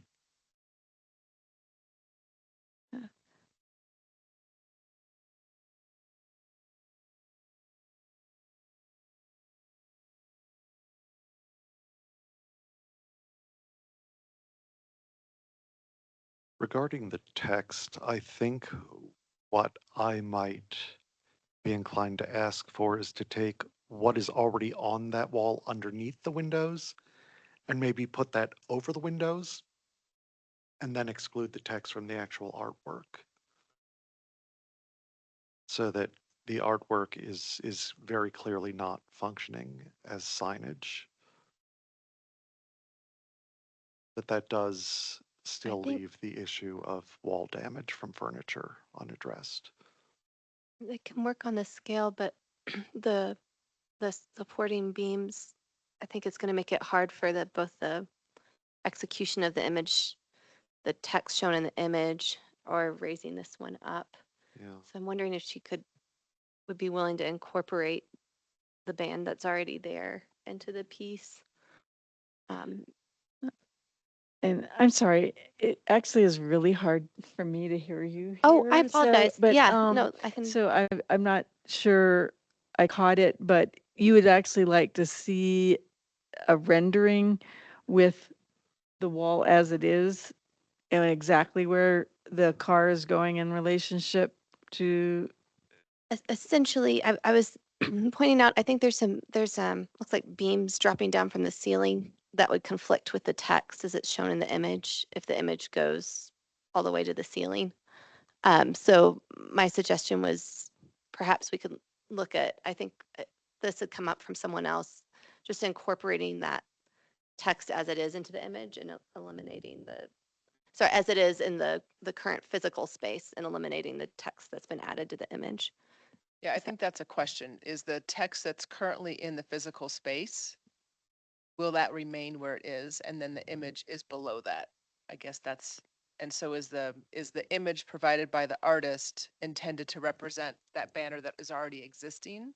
And we're really just looking at the blue with the car and the individual.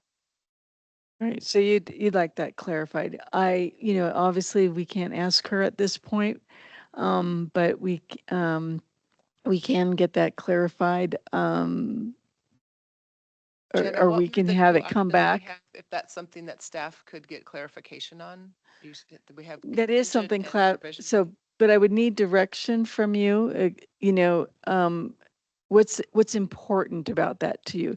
Is it important that there's not just another line of text, in the image, and that, it's just blue around the windows above, and it's not this black band plus her text? Is that what you, So what would be helpful for me, and I believe you said the word contingent earlier, or something that staff could do a follow-up. yes, So in my mind, I think having a contingency that staff verify that the existing text remains and that the imagery that the artist will be supplying is the blue with the car and an individual, that we're not duplicating text. That would be helpful for me. I don't Okay. know how my other commissioners feel. staff could certainly do that verification.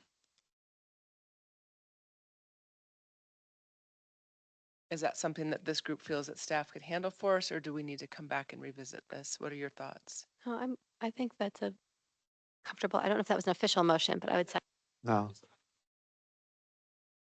Now, I trust the staff to make that judgment.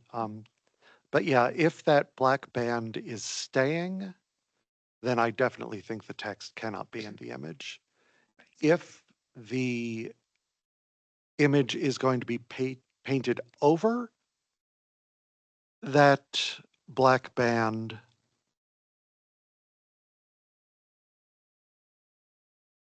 So I if the feel like black this is band maybe is, more provisional. We need to have I a think this does discussion feel in more June. provisional, yeah. Because I never did get a clear answer on whether this is a floor to ceiling or if it's floor to window. it was floor to ceiling. I Okay. definitely got that. We did not figure out how the black band was either incorporated or being painted over, so that if her lettering in white on blue was going to replace the black band or not, that was not clarified at all. So I made a motion to have a contingent approval based on staff getting clarification and get some more information in June so that we can ensure that we understand exactly what we're approving. Did I say that right, Jana? So provisional would be you, Yvonne will come back to you, contingent would be Yeah, Yvonne. provisional. Oh, provisional. Okay, I want provisional, excuse me. I have a motion for a provisional approval so that we can get additional information and clarification on exactly what we're approving. And we'd need further information at the June meeting. I'll second that. Thank you for Before your we patience. do the final vote, can we discuss more if we have other things? Is this not working? Can you hear me? It is. I think you have to kind of talk right into the mic, like put my mouth on it. There you go. Okay. Yeah, I know. I really haven't. It's been hard to hear. That's weird. Okay. Sorry. Are we able to discuss a little bit more before we vote? There's just one other thing I wanted to. So as a BPAC commissioner, I see my responsibility as looking at how these art projects that we approve, how everyone experiences them.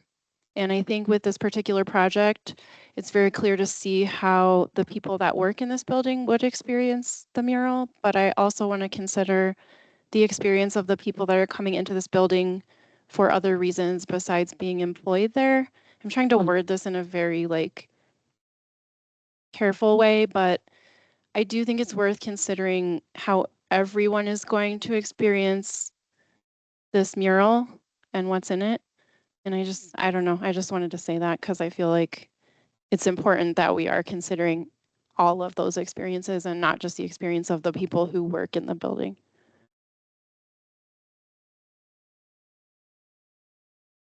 Thanks for Yeah. expressing that, Commissioner Travelby. I do see this as a contrast to what we've saw for the courthouse, which did consider those specific things and specifically chose artwork and landscapes that would represent a diverse people in the courthouse. And yeah. I had the same concern. I just wasn't sure how to word it. Mainly just because the artist talked about it being uplifting, and I'm not sure that everyone's experience would feel uplifting, a mural of a law enforcement officer.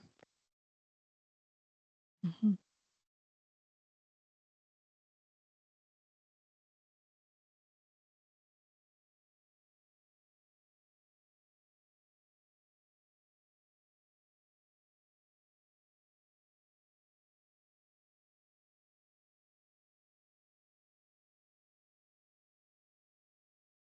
Perhaps as part of our provision, we could get some more information about how administrative this space is versus who's coming through. Is this a space where, yeah, I think that would be really helpful to understand the context of the piece. I mean, I've been in the space. Yeah, it's a combination of employees that work for DPS and people who are going through the DPS system, whether that be the incarceration system.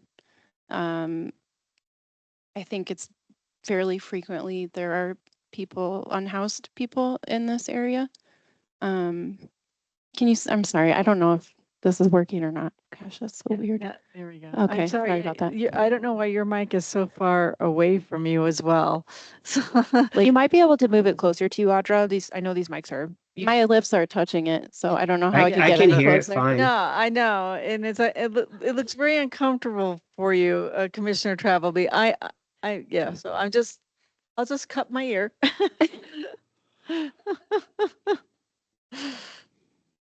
Okay. Well, thanks for hearing those concerns.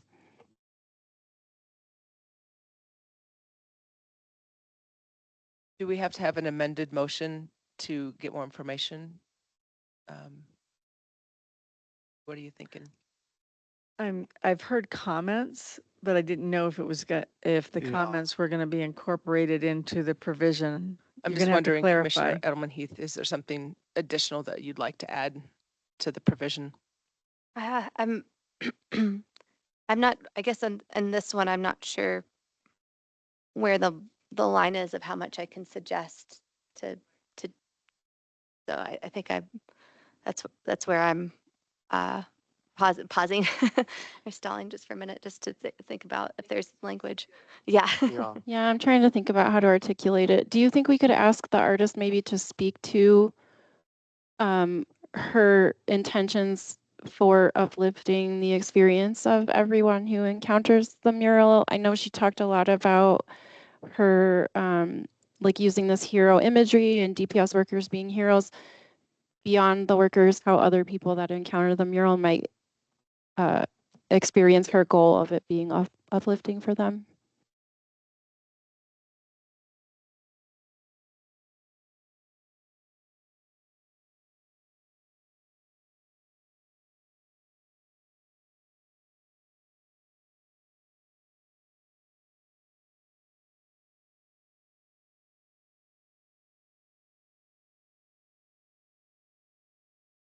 So maybe what I'm hearing, and I'm going to try this, that you would like to make a provisional approval with the artist coming back with the exact layout and how it incorporates or does not incorporate the black band, and with also either a modification or more explanation on how this will serve those who are coming in who are not employees.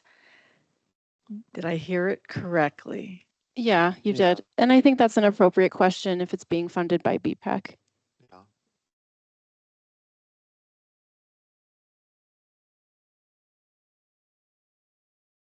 So is this a provisional approval or are we tabling to discuss further at the next meeting?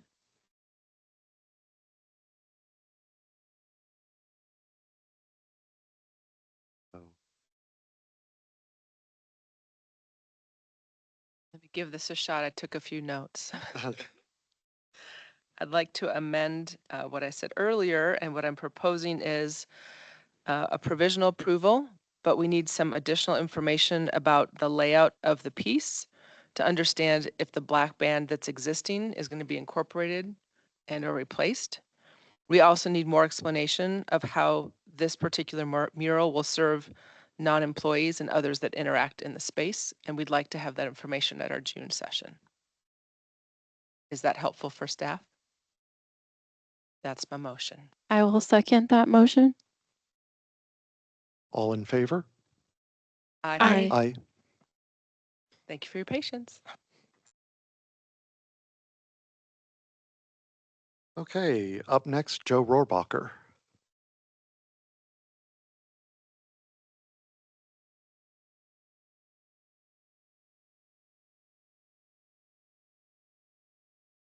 Would you be able to advance to the budget slide?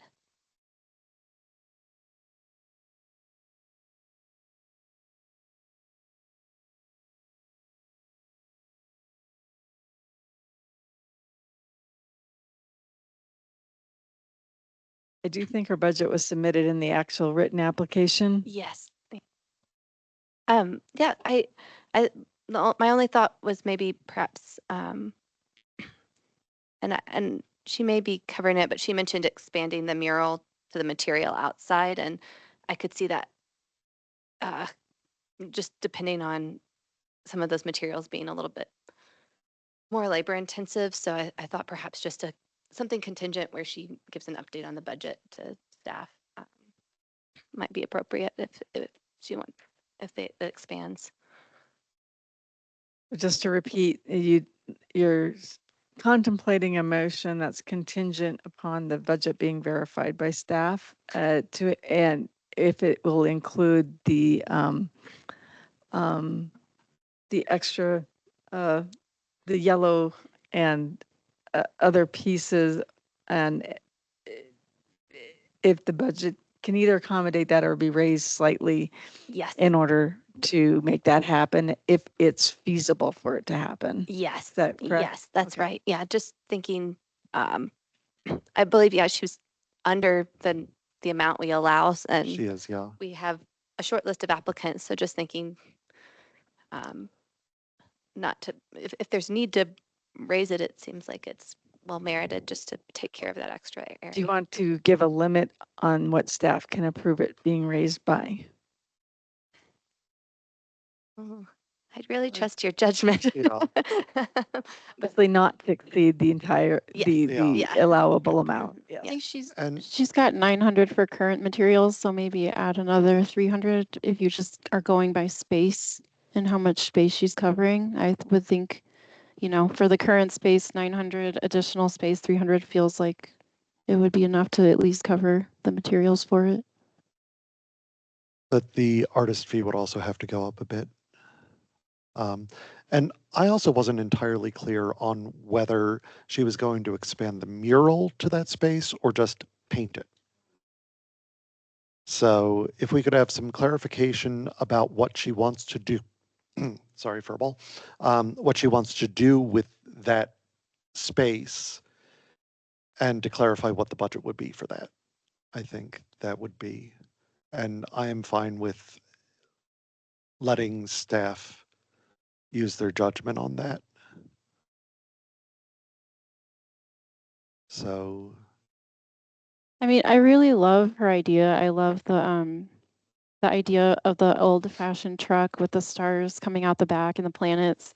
It's a little bit hard to visualize with the picture of the space, especially with that vegetation there.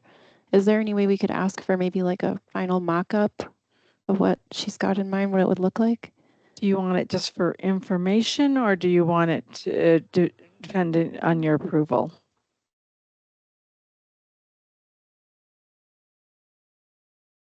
Yeah, I guess when you ask that, it's more out of I just would like to know what it's going to look like, but I know she's a talented artist, so I'm confident she can do something that, yeah, I guess we don't need to approve it.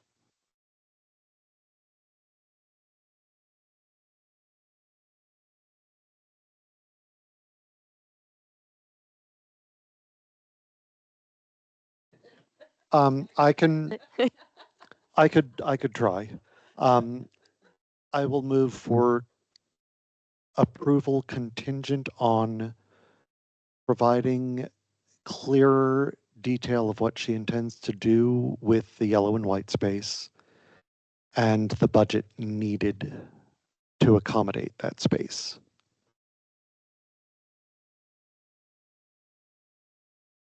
I trust staff. They're not going to throw our money away. Second. Thank you. All in favor? Aye. Hi. Aye. Okay.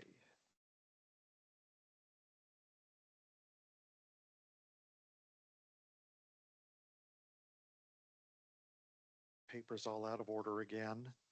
It looks like Lilith Lavender is our last one.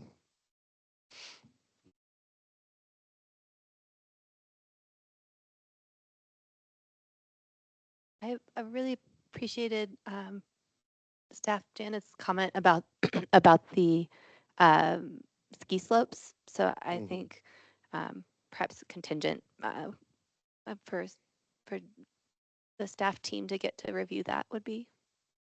I don't know if there's any other discussion on it.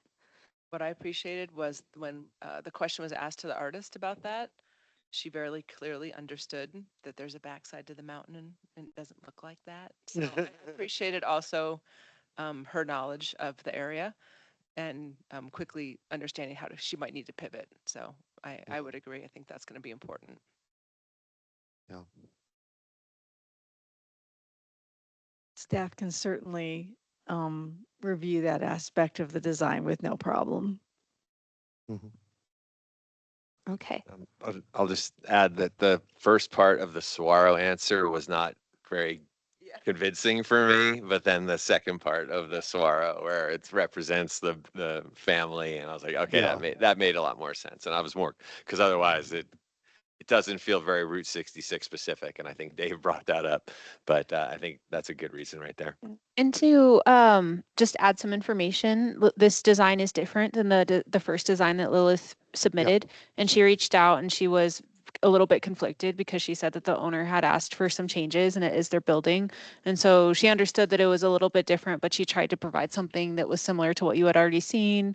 But that, and I think that she also knew that in her first iteration, there was a car and there were some comments about, the era of the car. And so those were considerations she had when resubmitting. I really appreciate the change that was made to have the very simple, reflective, historic Route 66 sign. To me, that it's really lovely. And I appreciate that she's also having to work with and flexing to meet the needs of an owner who has, this is their building, Mhm. right? So I think she did a nice job of really respecting all the different comments and taking the feedback. Yeah. Agree. Right. And so I'll make a motion. I'll make a motion to approve contingent on an update to the mountain showing the backside, removing the ski slopes under review and approval by staff. Seconded. All in favor? Aye. Aye. All right. That wraps that up. Requests for future agenda items. Vote from additional 2 commission members required for any request. Are there any requests for future agenda items? All right. Our next meeting is Monday, June 8th, 2026, 4 p.m. And that will be next door, correct? In the council conference room Right. where I accidentally went for today's And meeting. I just for the record, just because I lost a little track when I was writing things down, for the BIA grant, Vaughn's, you guys, I heard the first and the second. Did you guys definitely do the eyes? Yes, Okay. I was writing and I was realizing I didn't hear it. So I wanted to double check and make sure. it was a Thank wordy you. motion. Thank you. All right. With that, we shall adjourn this meeting. Have a lovely evening.